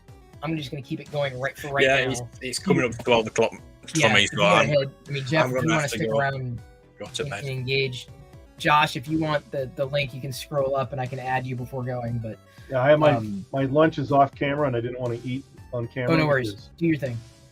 So, hey, thank you, Blue Harvest. It's good to see you. Yeah, see you anytime. And next weekend at noon Pacific, my time, which is a couple of hours before Salacious goes live. I'm 8 hours. I think so. It'll be 8 o'clock my time. Yeah. Well, yeah, and I'm working on. I'm probably going to set up a new Discord server so that I can explain what I really would like to do with my YouTube channel to find people like, oh yeah, this would work, and what about this? What about so as well as to be able to send announcements like to this, that, and the other thing. Well, I'm doing builds at the moment. I'm doing the Knight Rider. I'm doing the DeLorean. I'm also building the Lego Ecto 1 as well. So I could do something like that. Nice. Yeah, like that's I think that's what I want to do here. Even if I'm muted and working, to have other people doing their thing, I feel is just. It'd be fun, and I've never seen like a water cooler like that before, so I'm still figuring out how to execute on it. But I'll be on Rum's show tomorrow. Think about it. And yeah. And Chris, it's early with the situation you were put in with Carrera, but reach out to me if you need to. Oh yeah, no worries. I'm fine. Thanks, guys. Alrighty, you have a pleasant weekend. Take care. I'm gonna do my errands.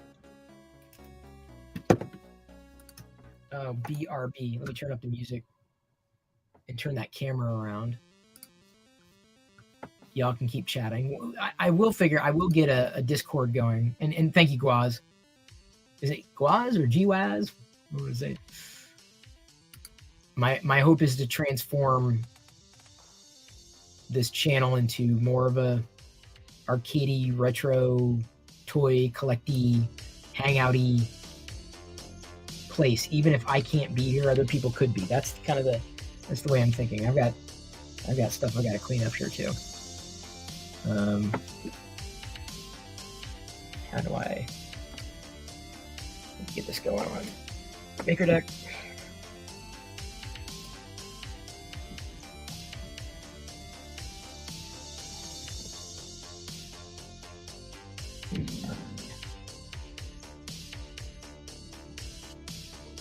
I heard it flumping around down there.